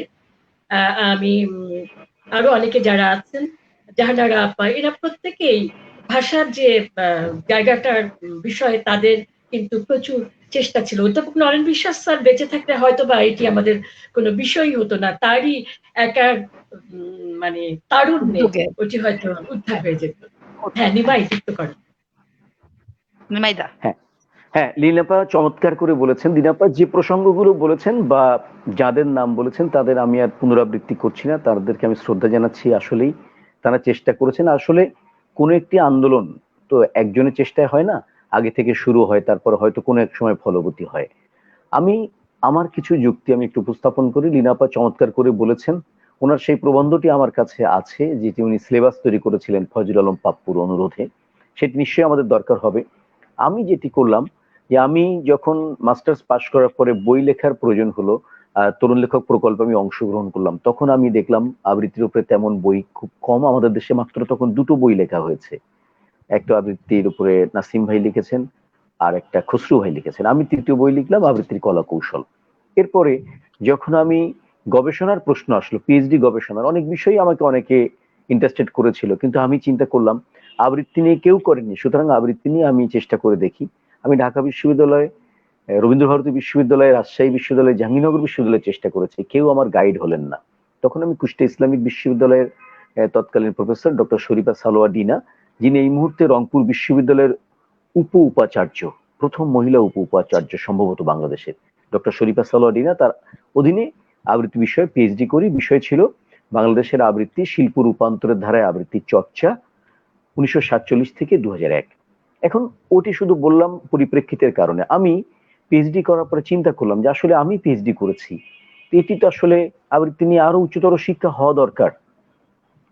যেহেতু ঢাকা বিশ্ববিদ্যালয়ে আমি যখন পড়ি তখনও পর্যন্ত প্রথম দিকে কিন্তু সঙ্গীত নাট্যকলা বিভাগ ছিল না। একসময় আমরা যখন বেরিয়ে যাচ্ছি তখন সঙ্গীত ও নাট্যকলা বিভাগ হলো রেজনা চৌধুরী, প্রথমে মৃদুল দার চেষ্টা, অর্থাৎ মৃদুল কান্তি, তিনি অত্যন্ত প্রয়াত, তার চেষ্টাতে সঙ্গীত নাট্যকলা বিভাগ একসঙ্গে হলো।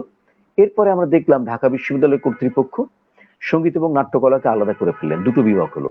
এরপরে আমরা বছর তিনেক আগে দেখলাম যে সঙ্গীত বিভাগ থেকে রেজনা চৌধুরী বন্যা বেরিয়ে গিয়ে নৃত্যকলা বিভাগের চেয়ারম্যানের দায়িত্ব নিয়ে আরেকটি বিভাগ পুনর্গঠন করছেন। এখন আমি খুবই সন্তুষ্ট যে ঢাকা বিশ্ববিদ্যালয় একের পর এক শিল্পের বিভাগ খুলছে, কারণ বিশ্বব্যাপী যখন আমরা দেখছি একটা রোবটীয় সংস্কৃতি, যে ছাত্র বের হচ্ছে বিশেষত বেসরকারি বিশ্ববিদ্যালয় বা প্রাইভেট বিশ্ববিদ্যালয়গুলো থেকে বেশিরভাগ ক্ষেত্রে, যেমন আমি এক জায়গায় শিক্ষকতা করছি, তো ব্র্যাক ইউনিভার্সিটি, আমি দেখছি যে বেশিরভাগই যে রোবট সুলভ, তাদের মধ্যে ওই মানবিকতার অভাব। কিন্তু ঢাকা বিশ্ববিদ্যালয় যখন শিক্ষার সঙ্গে এই সমস্ত বিভাগ যুক্ত করছে, নাট্যকলা, সঙ্গীত, নৃত্যকলা, তখন আমি খুবই অভিভূত, আনন্দিত। তবে সেই সঙ্গে আমি এটা যুক্ত করতে চাই, যদি নাট্যকলা বিভাগ হতে পারে, কারো একটি মাইক্রোফোন শব্দ হচ্ছে, একটু যদি অফ করে দেন কোনো মাইক্রোফোন, তো হচ্ছে যে যদি সঙ্গীত বিভাগ হতে পারে, নাট্যকলা বিভাগ হতে পারে, নৃত্যকলা বিভাগ হতে পারে, টিভি ও মিডিয়া স্টাডিজ বিভাগ হতে পারে আমার ঢাকা বিশ্ববিদ্যালয়ে, তাহলে আমি অবশ্যই মনে করি মানুষের কথাকে যে সুন্দরভাবে বলা, এটি উপস্থাপন করা আমাদের সবসময় দরকার। আমরা সবসময় গান গাই না, আমরা সবসময় অভিনয় করি না, আমরা সবসময় নৃত্য করি না, কিন্তু আমরা সবসময় কথা বলি। আমি যদি শুদ্ধভাবে কথা বলতে চাই, আমি যদি প্রমিত উচ্চারণে মানুষের মন জয় করতে চাই কথা বলে, আমি যে পদেই থাকি না কেন, আমি উচ্চপদস্থ সচিব, আমি বাংলা একাডেমির ডিরেক্টর, আমি সাধারণ কর্মচারী, আমাকে যখন একটি সর্বজন সমক্ষে একটি কমন প্ল্যাটফর্মে কথা বলতে হয়, তখন কিন্তু আমার প্রমিত বাংলা উচ্চারণের বিকল্প নেই। আর এই প্রমিত বাংলা উচ্চারণটি আমাদেরকে খুব ভালোভাবে শেখাতে পারে আবৃত্তি। সেজন্য আমি মনে করি আবৃত্তি বিভাগ হওয়া উচিত। হ্যাঁ, আবৃত্তি বিভাগ হয়েছে। যে কথাটি লীনা আপা বললেন যে আসামের ত্রিপুরা বা আসামের গৌহাটি বিশ্ববিদ্যালয়ে আবৃত্তি বিভাগ খুলেছে, সেখানে সেই আসামের আবৃত্তির প্রবাদ পুরুষ উপম শইকিয়া দিল্লিতে গিয়ে প্রধানমন্ত্রীর সঙ্গে দেখা করেছেন, রাষ্ট্রপতির সঙ্গে দেখা করেছেন, করে এখানে বিভাগ খুলেছেন, আবৃত্তিতে অনার্স মাস্টার্স খুলেছে। আসামে ষষ্ঠ শ্রেণী থেকে দ্বাদশ শ্রেণী পর্যন্ত আবৃত্তি অবশ্য পাঠ্য হয়েছে। এবং তাদের যে সরকারি যে আরেকটি সংগঠন আছে, এই মুহূর্তে নাম মনে করতে পারছি না, তারাও আবৃত্তির উপর স্কলারশিপ দিচ্ছে এই বছর থেকে। আমি সেজন্য খুবই আনন্দিত, ওটি আমাদের অনুপ্রেরণা যোগায়। কিন্তু ওটি শুধু কারণ না, আমরা সেই জাতি, যে জাতি পৃথিবীর মধ্যে প্রথম ভাষার জন্য রক্ত দিয়েছি। আজকে আমার শহীদ দিবস এখন আন্তর্জাতিক মাতৃভাষা দিবস। এই যে গর্বটি আমরা অনুভব করি, সেটি যদি আমরা সত্যিকার ভাবে অনুভব করতে চাই, তাহলে আমি মনে করি ঢাকা বিশ্ববিদ্যালয়ে আবৃত্তি বিভাগ খোলা উচিত। এবং এই জন্য আমি ব্যক্তিগতভাবে এখন যিনি ঢাকা বিশ্ববিদ্যালয়ের সম্মানিত উপাচার্য অধ্যাপক ডক্টর আখতারুজ্জামান, তিনি আমার খুবই ঘনিষ্ঠ। তার সঙ্গে আমি অত্যন্ত ঘনিষ্ঠ, তার মানে ছাত্র জীবন থেকেই। তার সাথে আমি বেশ কয়েকবার দেখা করে প্রসঙ্গটি তুলেছি। তিনি হ্যাঁ না কিছুই বলেননি, স্মিত হাস্যে তিনি আমাকে আরো সাহস দিয়েছেন। আমি বর্তমান যিনি উপাচার্য অধ্যাপক কবি মোহাম্মদ সামাদ, তার সঙ্গে দেখা করেছি। যখন আসাম বিশ্ববিদ্যালয়ে আবৃত্তি বিভাগ খোলে আমি তার সঙ্গে দেখা করেছি, দেখা করে আমি বিষয়টি বলেছি। এই মুহূর্তে ঢাকা বিশ্ববিদ্যালয়ে আমি মনে করি একটি আবৃত্তি বিভাগ খোলার জন্য একটি উপযুক্ত পরিবেশ হয়েছে, যেখানে একজন কবি, কবিতা পরিষদের সভাপতি, তিনি যদি উপাচার্য পদে থাকেন এক সময়, তাহলে তিনি জিনিসটা অনুধাবন করতে পারবেন। এবং উপাচার্য আখতারুজ্জামান, তিনি আবৃত্তি এবং গানের অনেক ভক্ত। আমি আমার স্ত্রী মীরা মণ্ডলের সিডি তাকে উপহার দিলে ওই গান থেকে তিনি উদ্ধৃতি দেন। তো এরকম একটি পরিস্থিতি আছে। ঢাকা বিশ্ববিদ্যালয়ের কলা ভবনের যিনি ডিন, তিনি মুক্তিযুদ্ধের উপরে অনেক বই লিখেছেন এবং তিনি খুব সংস্কৃত অনুরাগী মানুষ। তো এই জায়গাগুলোতে যদি ওনারা থাকেন, আমরা তাদেরকে প্রস্তাব করতে পারি এবং সেই সঙ্গে সবাইকে আরেকটি বিষয় জানাতে পারি, এই কারণে যে আমি যেহেতু বিষয়টা নিয়ে খোঁজ খবর নেই, ঢাকা বিশ্ববিদ্যালয়ের নাট্যকলা বিভাগে আবৃত্তি পাঠ্য আছে, কিন্তু আবৃত্তি তারা বলে না, তারা বাচনিক শিল্প এরকম একটি কথা বলে। এবং ওই বিভাগের একজন শিক্ষক, তিনি এটি পড়ান। তো আমি ও সঙ্গীত বিভাগের প্রাক্তন চেয়ারম্যান সুদীপ চক্রবর্তীর সঙ্গে, এখন সে লন্ডনে আছে, পিএইচডি করছে, কদিন আগে, দিন 15 আগে আমি তার সাথে চ্যাটিং করছিলাম ফেসবুকে, যে আমরা আবৃত্তি ওখানে আমরা পড়াতে পারি না কেন, যারা আবৃত্তির উপরে কাজ করি, যারা আবৃত্তির উচ্চতর শিক্ষা নিয়েছি, তারা যদি নাট্যকলা বিভাগে আবৃত্তি পড়ানো হয়, তাহলে সেটিকে আবৃত্তির লোক কেন পড়াবে না। তো তার যুক্তিটা ছিল, ওটা আমরা সরাসরি আবৃত্তি বলি না, আমরা বাচনিক শিল্প বা এরকম একটা অন্য একটি নাম দিয়ে তারা বাচিক শিল্প হিসেবে তারা পড়িয়ে থাকে। এখন আমার এ কথাটা শেষ করবো এই বলে যে আমি মনে করি বাংলাদেশ আবৃত্তি সমন্বয় পরিষদ, তার সুযোগ্য সভাপতি, তার সুযোগ্য সাধারণ সম্পাদক আসাদুজ্জামান নূর সভাপতি, আহকামুল্লাহ তার অত্যন্ত যোগ্য, তারা যদি বিষয়টি আবৃত্তি সমন্বয় পরিষদের পক্ষ থেকে লিখিতভাবে একটি প্রস্তাব আকারে যদি বিশ্ববিদ্যালয় কর্তৃপক্ষকে দেন, আমরা সবাই তার সঙ্গে যদি সহযোগিতা করি, নিশ্চয়ই এটি বিশ্ববিদ্যালয় কর্তৃপক্ষ বিবেচনা করবেন। আমি তো মনে করি শুধু ঢাকা বিশ্ববিদ্যালয় নয়, অন্তত বাংলাদেশের সব পাবলিক বিশ্ববিদ্যালয়ে এটি পাঠ্য করা উচিত। সেই সঙ্গে একটু আনন্দের খবর বলি যে বিশ্ববিদ্যালয় মঞ্জুরি কমিশন বাংলা ভাষা সাহিত্যকে সব প্রাইভেট ইউনিভার্সিটির জন্য বাধ্যতামূলক করেছে। নর্থ সাউথ বিশ্ববিদ্যালয়ে বাংলা পড়ানো হয়, সব ছাত্রছাত্রী সে যে বিষয়ে পড়ুক না কেন, বাংলা তাকে এক সেমিস্টার পড়তে হয়। আমি সেখানে একসময় পড়াতাম। ব্র্যাক বিশ্ববিদ্যালয়ে আমি পড়াচ্ছি গত 2 বছর ধরে, বাংলা ভাষা সাহিত্য কোর্সের কোঅর্ডিনেটর হিসেবে আছি। এখানেও ব্র্যাকেও সব ছাত্রছাত্রীকে বাংলা একটি কোর্স অবশ্যই পাঠ্য 3rd সেমিস্টারে। এবং সেই সঙ্গে আরো বলি, BRAC university extra curricular activities এর মধ্যে আবৃত্তিকে রেখেছে। অর্থাৎ যে কোনো ছাত্রকে ওই সেমিস্টারটি পার হতে হলে হয় আবৃত্তি, নয় গান, নয় নাচ, নইলে উপস্থিত বক্তৃতা, নইলে বিতর্ক, এরকম খেলাধুলা, এরকম এক্সট্রা কারিকুলার কতগুলো বিভাগ আছে, সেখানে আমি আবৃত্তিরও ক্লাস নিয়েছি। সেখানে অর্থাৎ আবৃত্তি ব্র্যাক বিশ্ববিদ্যালয় একটি একাডেমিক পর্যায়ে গেছে এবং তারা 6 মাসের একটি ডিপ্লোমাও আবৃত্তির উপর দেবে, এমনটা জেনারেল এডুকেশন বিভাগ যে course, school of general education BRAC university, সেটি করছে। এখন আমি বলি, যদি ব্র্যাক ইউনিভার্সিটি আবৃত্তির উপরে 6 মাসের ডিপ্লোমা খুলতে পারে, তাহলে নিশ্চয়ই আমাদের ঢাকা বিশ্ববিদ্যালয়টি খুলতে পারে। এবং আমি সারা দেশের আবৃত্তিকার, আবৃত্তি শিল্পী, আবৃত্তি বোদ্ধা, আবৃত্তি অনুরাগীদের কাছে আবেদন রাখবো যে আপনারাও সবাই এক কণ্ঠে কণ্ঠ মিলিয়ে দাবি জানান ঢাকা বিশ্ববিদ্যালয় আবৃত্তি বিভাগ খুলুক। আমরা যদি মনুষ্যত্ববোধকে জাগরিত করতে চাই, আমরা যদি ইট কাঠ পাথরের রোবট তৈরি না করতে চাই, মানবিক সত্তা নিয়ে যাতে আমাদের শিক্ষার্থীরা বের হয়, তাহলে আবৃত্তিকে অবশ্যই পাঠ্য করা উচিত বলে আমি মনে করি। বন্যা, এ বিষয় পর্যন্ত আমি বললাম। আর আমরাও অবশ্যই চাই, কারণ আসলে যেটা হয়েছে যে আপনারা যখন সাংগঠনিক আবৃত্তি চর্চা শুরু করেছিলেন প্রায় 30 বছর আগে, তখন আবৃত্তি ছিল এরকম। আমি আমার দৃশ্যপট থেকেই বলি, 20 বছর আগের কথা বলি, যে অনুষ্ঠান হতো কালচারাল, তার মধ্যে যখন আলোচনা অনুষ্ঠান শেষে কালচারাল অনুষ্ঠান শুরু হবে, ঠিক মাঝখানে মাইক্রোফোন সেটিং হবে, এসে ফাঁকে একটু আর কি আবৃত্তি দিয়ে দিচ্ছি সময়টা পার করার জন্য, এরকম একটা অবস্থান ছিল। সেখান থেকে আবৃত্তি আজকের এই অবস্থায় এসেছে। তো 30 বছর সময় লেগেছে। বাংলাদেশের বয়স 50, আর আমাদের ঢাকা বিশ্ববিদ্যালয়ের বয়স হচ্ছে 100। তো আমরা আর আমাদের বঙ্গবন্ধুর শতবর্ষ চলছে। তো আমরা আশা করছি যে 30 বছরে যেটা আমরা অনেকটাই এগিয়ে এসেছি, হয়তো আর 10 বছর তার মধ্যে এটাও হয়ে যাবে, এরকম একটা আশা করি। হয়তো আমাদের জীবদ্দশায় দেখে যেতেও এখানে পারবো। একটু আমার মনে হলো হঠাৎ করে একটা কথা বোধহয় বলি দুটো বাক্যে, যে বর্তমান প্রধানমন্ত্রী হ্যাঁ, ঢাকা অবশ্যই বিশ্ববিদ্যালয়ে অবশ্যই বাংলা হয় না। বিভাগে পড়েছেন। তিনি অধ্যাপক আনিসুজ্জামান রফিকুল ইসলামের সরাসরি ছাত্রী। তার কাছে, কারণ হ্যাঁ, নতুন বিভাগ খুলতে গেলে দেখা যায় যে উপাচার্যরা প্রধানমন্ত্রীর অনুমোদন নেন। তো আমার মনে হয় যদি তারা আমরা যদি বিশ্ববিদ্যালয়ের উপাচার্যদেরকে অনুপ্রাণিত করতে পারি এবং তিনি যদি প্রস্তাবটি নিয়ে প্রধানমন্ত্রীর কাছে যান, আমি বলতে পারি প্রধানমন্ত্রী কবিতা আবৃত্তি শোনেন, প্রধানমন্ত্রীর বাসাতে গান আবৃত্তির অনুষ্ঠান হয়, আমি বেশ ভালো খোঁজ রাখি। যদি তিনি তার কাছে এটি পৌঁছায়, তিনি এটি অনুমোদন করবেন বলে আমাদের বিশ্বাস। তা আমি একটা এই মুহূর্তে এই প্রসঙ্গ থেকে একটু অন্য প্রসঙ্গে চলে যাচ্ছি, মাফ করবেন। সেটা হলো যে এই যে আবৃত্তি গান আমরা মানে আবৃত্তি করতে যাচ্ছি সুন্দরভাবে কথা বলার জন্য, আমার মাতৃভাষাকে সুন্দর করে তোলার জন্য, তেমনি এই দেশে কিন্তু 50টির মতো আদিবাসী বা ক্ষুদ্র নৃতাত্ত্বিক জাতিসত্তা রয়েছে। তাদের ভাষাতেও তারা কথা বলে। বর্তমান সরকার তাদের 5টি ভাষায় প্রাথমিক শিক্ষার ব্যবস্থা করেছে। এজন্য আমি প্রধানমন্ত্রী শেখ হাসিনাকে ধন্যবাদ জানাচ্ছি। 5টি চাকমা, সাঁওতাল, এরকম আরো 5টি ভাষা, সবগুলো নাম আমি বলতে পারছি না, তারপরে গারো। তো সেরকম আমি একটি কবিতা আবৃত্তি করতে চাই এই মুহূর্তে, যেটি চাকমা ভাষায় লেখা। চাকমা ভাষায় লেখাটি, আমি চাকমা ভাষার উচ্চারণ রীতিটা অনেকটা জানি। আমার প্রতিবেশী একজন চাকমা ছিলেন, তার কাছে শিখেছি। আমার অনেক চাকমা বন্ধু বান্ধব আছে। আমি যখন ঢাকা বিশ্ববিদ্যালয়ের জগন্নাথ হলে পড়ি, ওইখানে চাকমা, মান্দি, চাক, সাঁওতালেরা ছিল, তাদের সাথেও আমার বন্ধুত্ব হয়েছিল।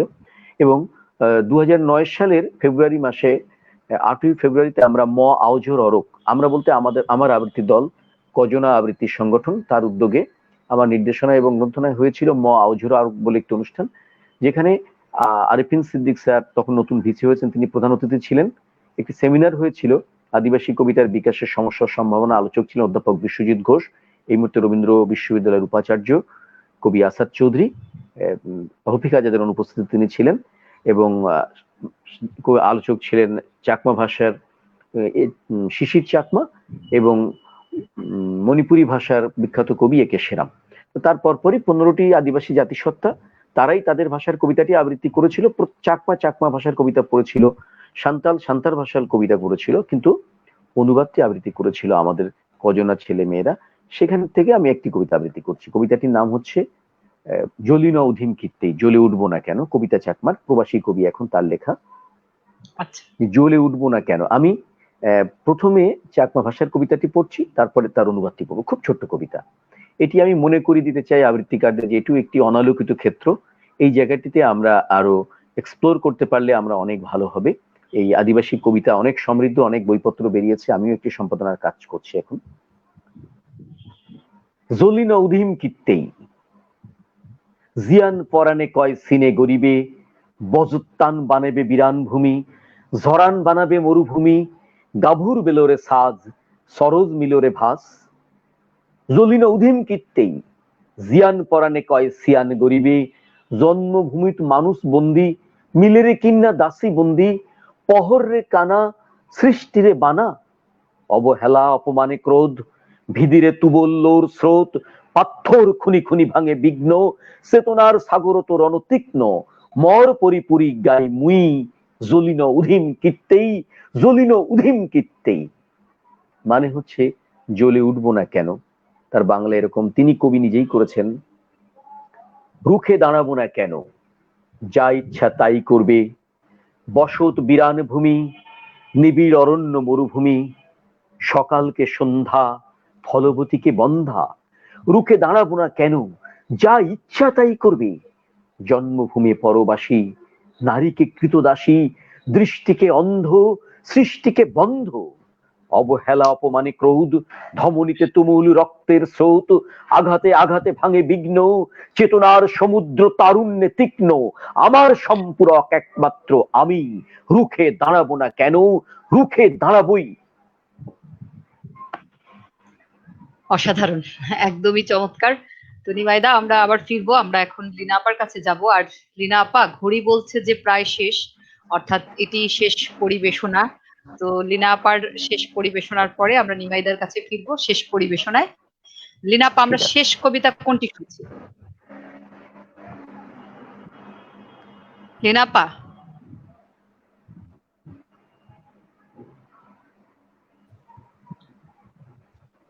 হ্যাঁ, মাইক্রোফোন মিউট করা। হ্যাঁ, আচ্ছা, লীনাপা আনমিউট করেছেন। আচ্ছা, হ্যাঁ হ্যাঁ, অনুষ্ঠানের আগে সাধন দাস, যিনি অনুষ্ঠানের উপদেষ্টা, ও আমাকে একটু অনুরোধ করেছিল আমি যেন জীবনানন্দ দাশের কবিতা শোনাই। বিশেষ করে অনুরোধ করেছিল 8 বছর আগের একদিন। আমি এটা করছি। আমরা আসলে অনেক কথা বলে ফেলেছি বিশ্ববিদ্যালয়কে নিয়ে, আমাদের কাজ নিয়ে। তো তোমার সময় কেমন আছে বলো তো? হ্যাঁ, আমাদের 1 ঘন্টা ওভার। আমাদের, আপনি দুটো পড়তে চাচ্ছেন তো? হ্যাঁ, দুটো পড়তে পারবেন। না, আমরা যদি সময় একটু আপনাদের থাকে আমরা অবশ্যই সময় বাড়িয়ে দেব, সমস্যা নেই। যদি সময় আপনারা করতে চান অবশ্যই বাড়িয়ে দেব। আমরা তাহলে 1.5 ঘন্টা করবো, সমস্যা নেই, আপনারা করুন। আমরা তো একটু অন্য প্রসঙ্গেই চলে এসেছি, আমরা এখন অন্যভাবে কবিতাগুলো করব। একটা মজার কবিতা আছে। কমেন্ট দেখবো আমি একটু। আমি যদিও এত সুন্দর আলোচনা হচ্ছে, মানে লীনা আপার দাদা নিমাইদা, আমি পেছনে বসে চুপ করে শুনছিলাম, খুব ভালো লাগছিল আমার। তাহলে আমরা মন্তব্যগুলো একটু মন্তব্যের কথা অনেকেই লিখেছে, একটু দেখে আসি। দেখছি আমাদের সাথে অনেকেই মন্তব্য করেছে। সাইয়েদা মেহেরিন নকিব লিখেছে সবার জন্য শুভকামনা নিমাইদা। দেখছি সাধন দাস দাদা লিখেছেন আবৃত্তি আর আলোচনায় ভরপুর শো। আসলেই সত্যি ফাটাফাটি শো হচ্ছে। সাইয়েদা মেহেরিন নকিব আরো লিখেছে নিমাইদা মুগ্ধ হই আপনার পাঠে। সজীব লিখেছে বাহ খুব সুন্দর। জয়দেব শাহ লিখেছে বাহ ভিন্নতা নিয়ে এলেন নিমাইদা, ধন্যবাদ আপনাকে। নারায়ণ বিশ্বাস লিখেছে সকল গুণীদের অনেক অনেক শুভেচ্ছা, ধন্যবাদ।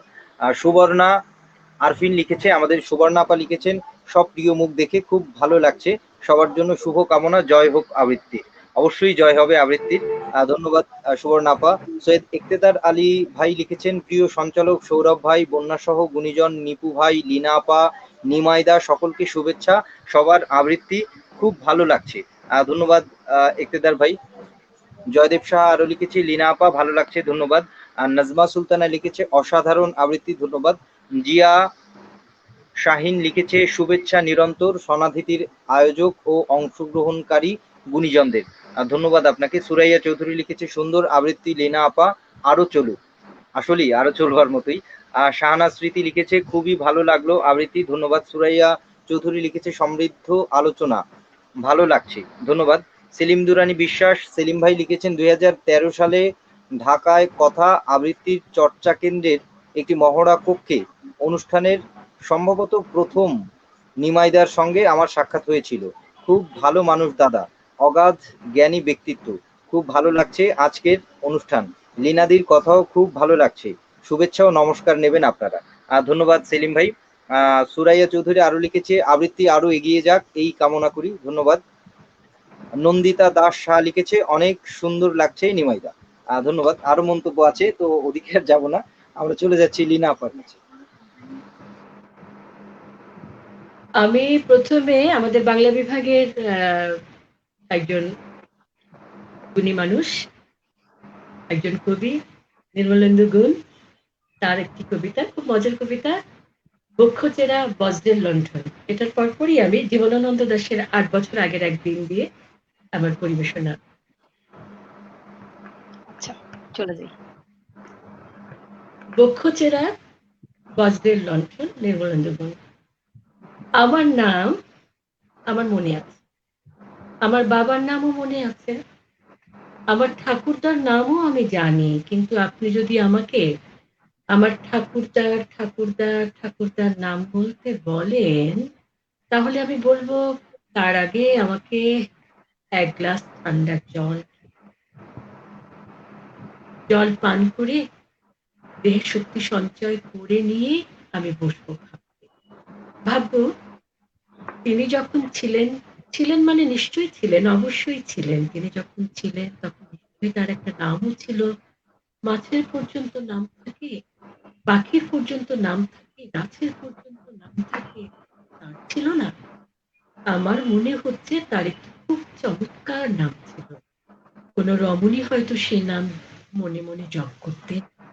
কোন নির্জন সন্ধ্যায় নদীতে জল আনবার ছলে সেই রমণী হয়তো ভালোবেসে বনফুলের মালা গেথে জলে ভাসাতেন তার নাম। আমি আমার দৌড়ে প্রতি পিতামহের নাম খুঁজতে খুঁজতে কত বিনিদ্র রাত যে কাটিয়ে দিয়েছি তার কোনো হিসেব নেই। অবশেষে আজ রাতে হঠাৎ আমার মনে হলো পেয়ে গেছি, তার নাম ছিল গগন। নামের সত্যতা পরীক্ষা করবার জন্য আমি রাতের অন্ধকারে ঘরের থেকে বেরিয়ে খোলা আকাশের নিচে গিয়ে দাঁড়ালাম। আকাশে তখন একটিও তারা ছিল না, ঘন কালো মেঘে মোড়ানো ছিল আকাশের মুখ। আমি সেই অদৃশ্য প্রায় আকাশের দিকে তাকিয়ে চিৎকার করে ডাকলাম, গগন, গগন। হাজার বছরের স্তব্ধ নীরবতা ভঙ্গ করে একটি অচেনা পাখি তখন সাংকেতিক ভাষায় কি যেন বলতে বলতে আমার মাথার উপর দিয়ে উড়ে গেল। আমি এরকম পাখির কথা পূর্বে শুনিনি, তাই ভয় পেলাম। কিন্তু তার ডানার ঝাপটা এসে আমার গায়ে লাগতেই মনে হলো আমার বিশ্বতপ্ত দেহখানি জুড়িয়ে গেল। কি যে ভালো লাগলো আমার! আমি চিৎকার করে বললাম, হে আমার অনন্তের পাখি, হে আমার ভুলে যাওয়া দূর প্রপিতামহ, আমি আপনাকে দেখতে চাই, দয়া করে আমাকে দর্শন দিন। ঠা ঠা শব্দে তিনি তখন তার বুক চিরে বজ্রের লণ্ঠন জ্বালালেন। এরপর হচ্ছে ৮ বছর আগের একদিন, কবি জীবনানন্দ দাশের কবিতা। ঠিক আছে। তার আগে দর্শক শ্রোতা যারা শুনছেন তাদের সবাইকে আবারও কৃতজ্ঞতা জানাই। আপনাদের জন্যই আমাদের বলা এবং আবৃত্তি করার আনন্দ পাই আমরা আপনাদেরকে শুনিয়ে। যদি ভালো লাগে দেখি আমাদের ভালো লাগে। নিবেদন করছি ৮ বছর আগের একদিন।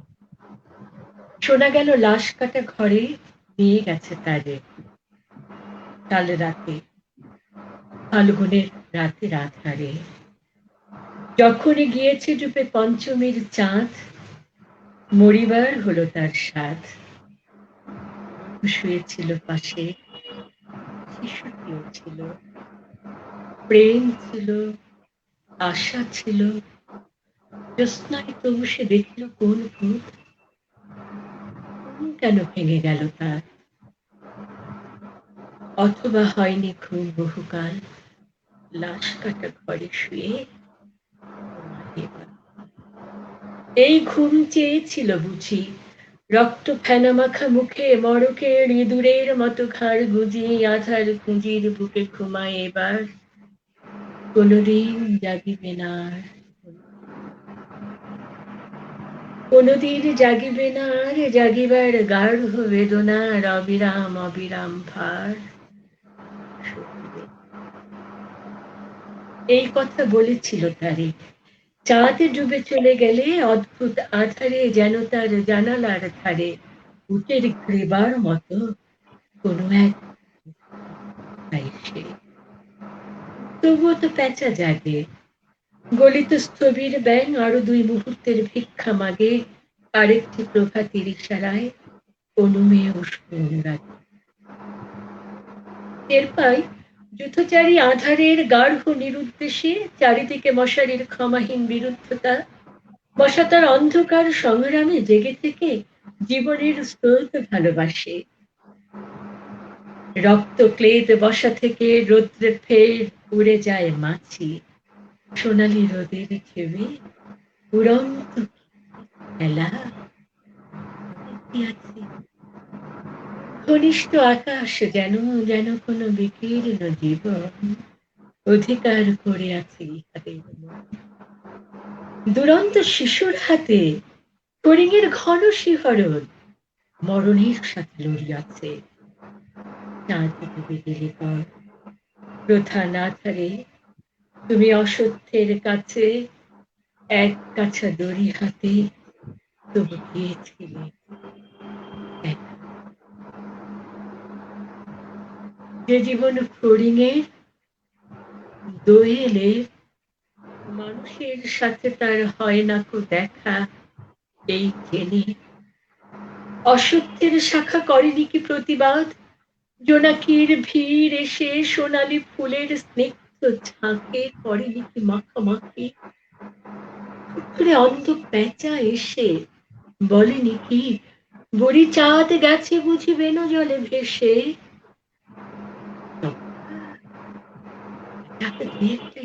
এবার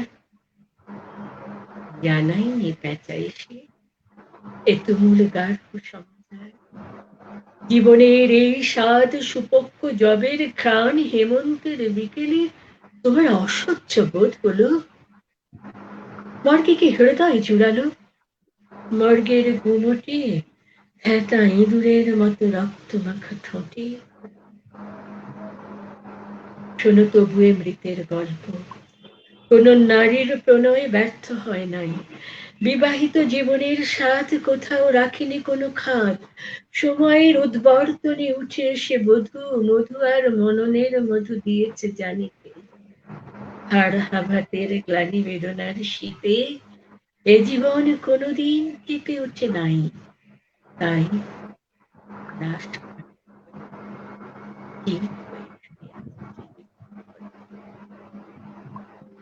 জানি তবু জানি নারীর হৃদয় প্রেম শিশু দেহ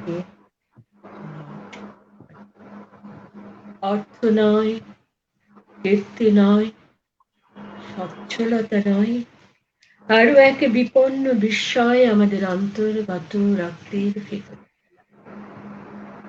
আমাদের ক্লান্ত করে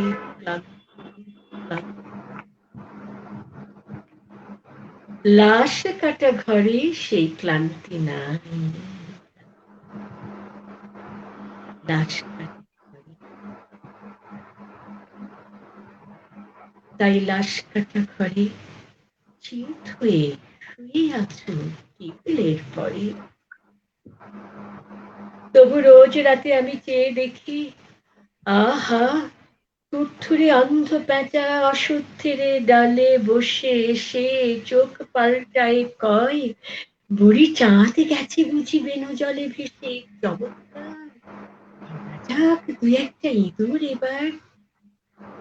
হে প্রগাঢ় পিতামহী, আজও চমৎকার।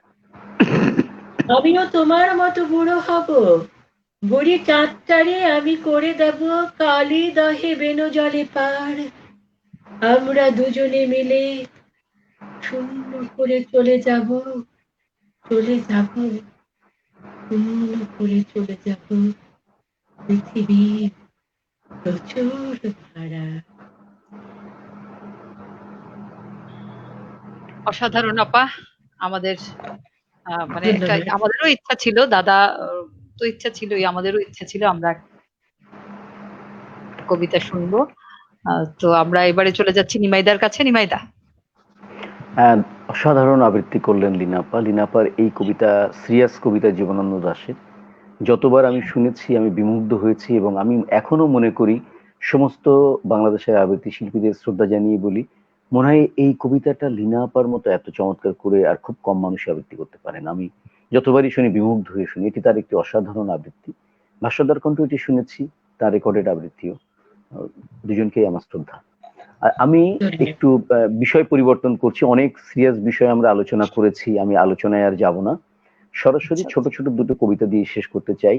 লিনাপার এই লাশ কাটা ঘরের থেকে আমি একেবারে দর্শককে একটু একটু হালকা মেজাজে নিয়ে আসতে চাই। এটি বর্ষাকাল। বর্ষাকাল ঠিক চলে গেছে, শরৎ যদিও, তবু বর্ষা হচ্ছে, আকাশে মেঘ দেখছি। আমি বর্ষার একটি ছড়া পড়বো, পড়ার পরে রবীন্দ্রনাথ দিয়ে শেষ করব। ছোট ছোট 2 মিনিট 3 মিনিট হয়তো মোট লাগবে। আচ্ছা আচ্ছা। ফারুক নওয়াজের একটি ছড়া, মেঘলা দিনের পদ্য। আমি একেবারে অন্য ধারায় চলে যাচ্ছি। ছড়া। মেঘলা আকাশ বাতাস হিম, চাই যে কাগজ সাতাশে ডিম, বন্ধ এখন অন্য কাজ, পদ্য লেখার সময় আজ। বৃষ্টি ঝরা আষাঢ় মাস, কাটছে জলে সাঁতার হাঁস, নামছে দিয়া হুলুস্থুল, ফুটছে কেয়া কদম ফুল, ছুটছে হাওয়া খেয়ালহীন, ভিজছে ঘরের দেয়াল টিন, বাতাস খোলে পাতার ভাঁজ, পদ্যি লেখার সময় আজ। বৃষ্টি নাচায় ঘাসের বুক, ঘাসের মনে বাড়তি সুখ, কামিজ ভেজে খুকুর গায়ে, নাক মুখ চুলে লেপটে যায়, চমকে ওঠে বিজলি বাজ, পদ্য লেখার সময় আজ। বাবুই পাখির ছোট্ট নীড়, দুলছে মোটে রয় না থির, কুকড়ে থাকে পিচ্ছি ছা, আঁকড়ে রাখে বক্ষে মা, সন্ধ্যা মাতায় গন্ধরাজ, সন্ধ্যা মাতায় গন্ধরাজ, সন্ধ্যা মাতায় গন্ধরাজ, সন্ধ্যা মাতায় গন্ধরাজ, পদ্যি লেখার সময় আজ। এটি ফারুক নওয়াজের মেঘলা দিনের পদ্য ছড়া। এরপরে আমি রবীন্দ্রনাথের কবিতা দুঃসময় দিয়ে শেষ করব। আমি মনে করি করোনাকালীন এই পরিস্থিতিতে সারা বিশ্ব একটি দুঃসময়ের মধ্যে আছে, তবে দুঃসময়ের মেঘ একসময় কেটে যাবে। আমরা আবারও এই হাত পা জড়ো করে, পক্ষ জড়ো করে বসে আছি, এখান থেকে যেন আমরা পক্ষ আর পাখনা বিস্তার করে আবার সবাই সবার সাথে মিলবো, প্রাণে প্রাণে মিল হয়ে যাবে, হৃদয়ে হৃদয়ে মিল হবে, দেখাশুনো হবে। এই ভার্চুয়াল জগৎ থেকে আমরা প্রাকৃতিক জগতে ফিরে আসবো, এরকম একটি আশা নিয়ে আমি পড়ছি রবীন্দ্রনাথের সিরিয়াস কবিতা দুঃসময়। তিনিও এই কবিতাটি লিখেছিলেন বিশ্বযুদ্ধোত্তর পরবর্তী একটি দুঃসময়ে, যখন মানুষের মধ্যে একটা অস্থিরতা, ক্লান্তি নেমে এসেছিল।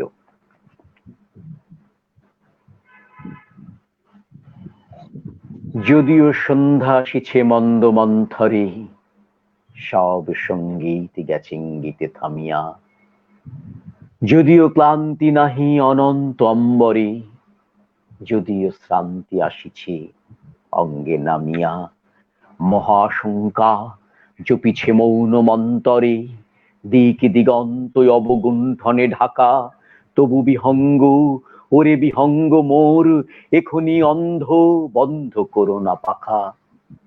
এ নহে মুখর বনমর মর গুঞ্জিত, এ যে অজাগর গরজ সাগর ফুলিছে, এ নহে কুঞ্জ কুন্দ কুসুম রঞ্জিত, ফেন হিল্লোল কল কল্লোলে দুলিছে। কোথারে সে তীর ফুল পল্লব পুঞ্জিত, কোথারে সে নীড় কুথাশ্রয় শাখা, তবু বিহঙ্গ, রে বিহঙ্গ মোর, এখনি অন্ধ, বন্ধ করো না পাখা। এখনো সম্মুখে রয়েছে সুচির সরবরি, ঘুমায় অরুণ সুদূর অস্ত অচলে, বিশ্ব জগৎ নিঃশ্বাস বায়ু সম্বরী, স্তব্ধ আসনে প্রহর গণিছে বিরলে। সবে দেখা দিল অকুল তিমির সন্তরী, দূর দিগন্তে ক্ষীণ শশাঙ্ক বাঁকা, ওরে বিহঙ্গ, ওরে বিহঙ্গ মোর, এখনি অন্ধ, বন্ধ করো না পাখা। ঊর্ধ্ব আকাশে তারাগুলি মেলি অঙ্গুলি, ইঙ্গিত করি তোমা পানে আছে চাহিয়া, নিম্নে অধীরে গভীরে মরণ উচ্ছলি, শত তরঙ্গে তোমা পানে উঠে ধাইয়া, বহুদূর তীরে কারা ডাকে বাঁধি অঞ্জলি, এসো এসো সুরে করুণ মিনতি মাখা, ওরে বিহঙ্গ, ওরে বিহঙ্গ মোর, এখনি অন্ধ বন্ধ করো না পাখা।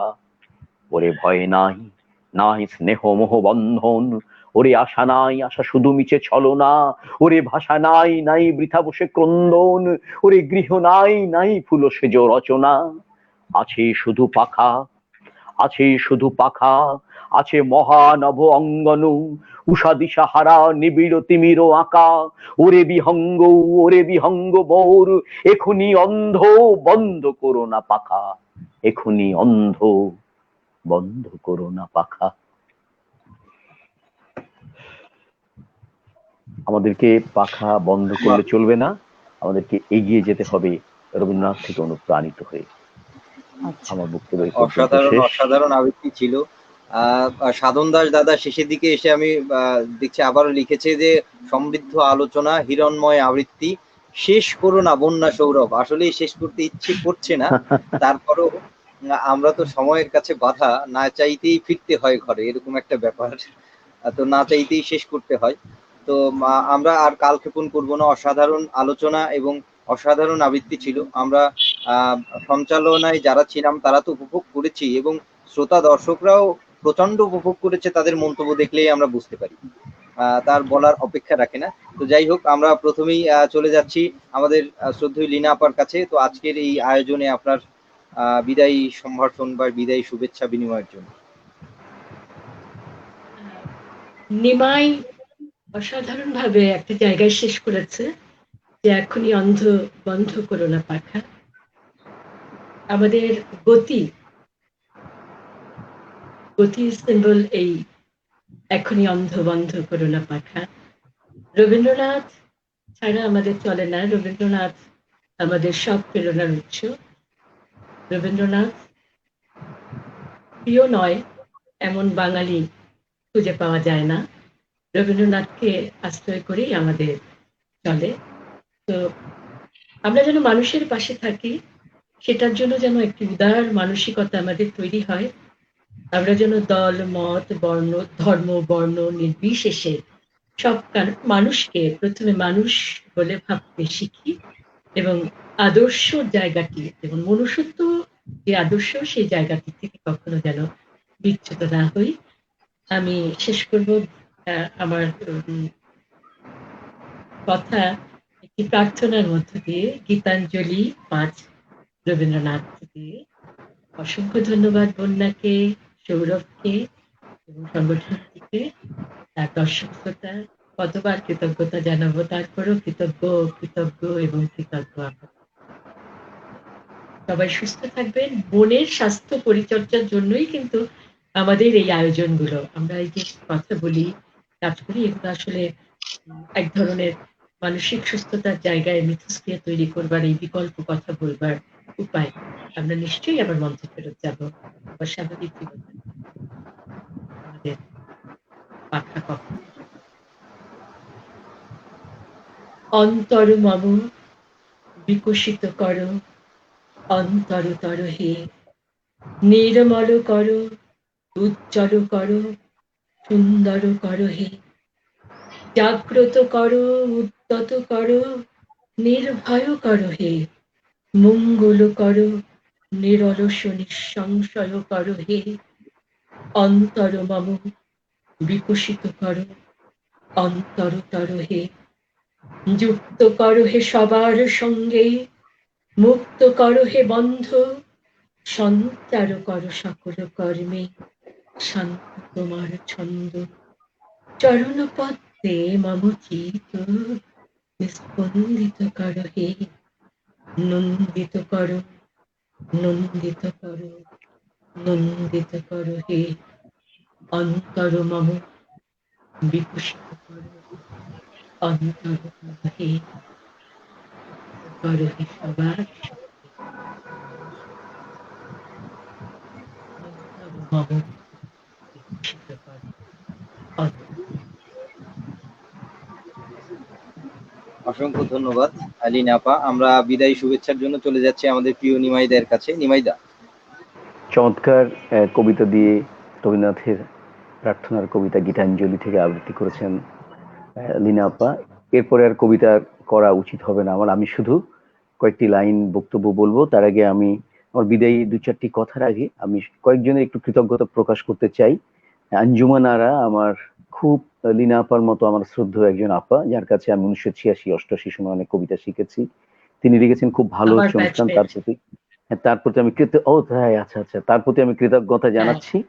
ইশতিয়াক হোসেন আমার একসময় বিজ্ঞাপন জগতের সহকর্মী, তিনি এটি আবৃত্তি শোনেন জানতাম না, তিনি লিখছেন যে অনুষ্ঠান খুব ভালো লাগছে, তার প্রতিও কৃতজ্ঞতা। আসাম থেকে প্রজন্মা শাহরিয়া লিখেছেন রিয়েলি নাইস, দারুণ। তার মাতৃভাষা বাংলা নয়, একটি 18-20 বছরের কিশোরী রেডিও টিভিতে অনুষ্ঠান করে। আসাম থেকে বাঙালি আবৃত্তিকার রতন শীল লিখেছেন দারুণ হচ্ছে। এবং আমার শুভজিৎ বিশ্বাস লিখেছেন চমৎকার একটা ফুলের ছবি পাঠিয়ে দিয়েছেন। আর আমার বড় ভাই নারায়ণ মণ্ডল খুলনা থেকে লিখেছে অনুষ্ঠান তার ভালো লাগছে। লেখককে, উপস্থাপককে এবং সংগঠক সবাইকে ধন্যবাদ জানাচ্ছি।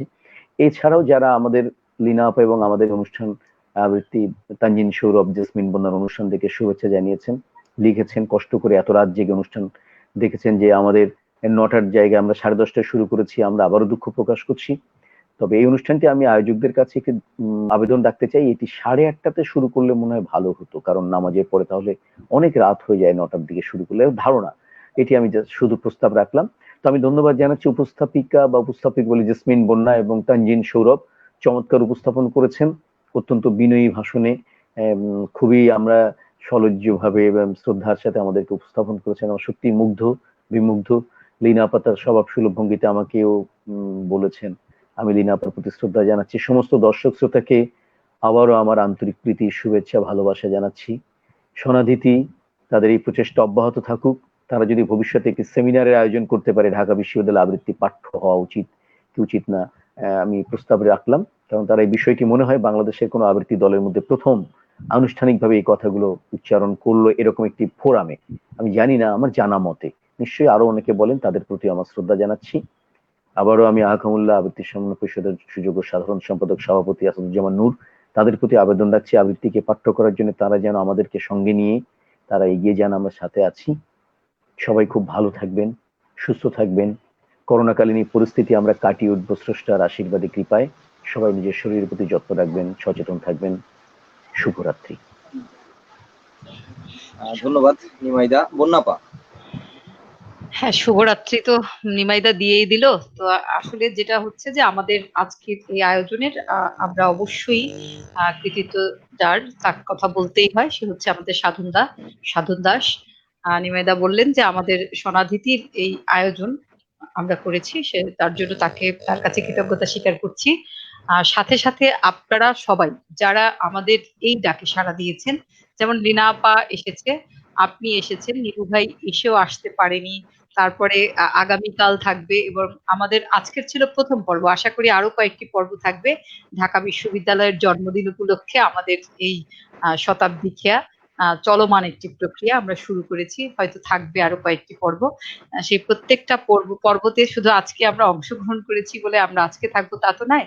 যারা ঢাকা ইউনিভার্সিটির স্টুডেন্ট তারা অবশ্যই প্রত্যেকটি পর্ব দেখবে। আমি দেখেছি যখন আমরা ঢুকতে পারছিলাম না, ঢাকা ইউনিভার্সিটির যারা ছাত্র তারা কিন্তু বারবার বলতেছে অনুষ্ঠানটি কোথায় কোথায়, মানে অনেকগুলো প্রশ্নবোধক চিহ্ন চলে আসছিল আমার মেসেঞ্জারে। তো যাই হোক, আমি বুঝতে পেরেছি যে এতটাই আগ্রহের একটি জায়গা, এবং এটা তো সত্যই সবার জন্যই আগ্রহের জায়গা। এবং আমরা আশা করি আমাদের যে দাবি, আমরা আবৃত্তির কথা বলেছি, সেটা শুধু ঢাকা ইউনিভার্সিটি না, সমস্ত ইউনিভার্সিটি গুলোতে হোক, সেটাই আমরা চাচ্ছি। আমাদের যারা আবৃত্তি অঙ্গনের সাথে জড়িত বা বৃহত্তর আবৃত্তি পরিবারের যারা আমরা সদস্য, আপনারা একটু বড় সদস্য, আমরা না হয় খুবই ক্ষুদ্র সদস্য, কিন্তু সবারই আবেদন বোধহয় এরকমই। তো বড়রা যদি এগিয়ে যান, আমরা পিছে পিছে অবশ্যই এগিয়ে যাব। আমরা সবসময় চেষ্টা করব আপনাদের কথা শোনার এবং আপনাদের যে দেখানো পথে চলার। তো সেই কামনাই থাকলো। আর আজকে যে দুজন গুণী মানুষ আমাদের সাথে উপস্থিত ছিলেন, আর একজন হতে পারেননি, তিনজনের কাছে আমাদের সনাধিতির পক্ষ থেকে মানে অনেক অনেক কৃতজ্ঞতা।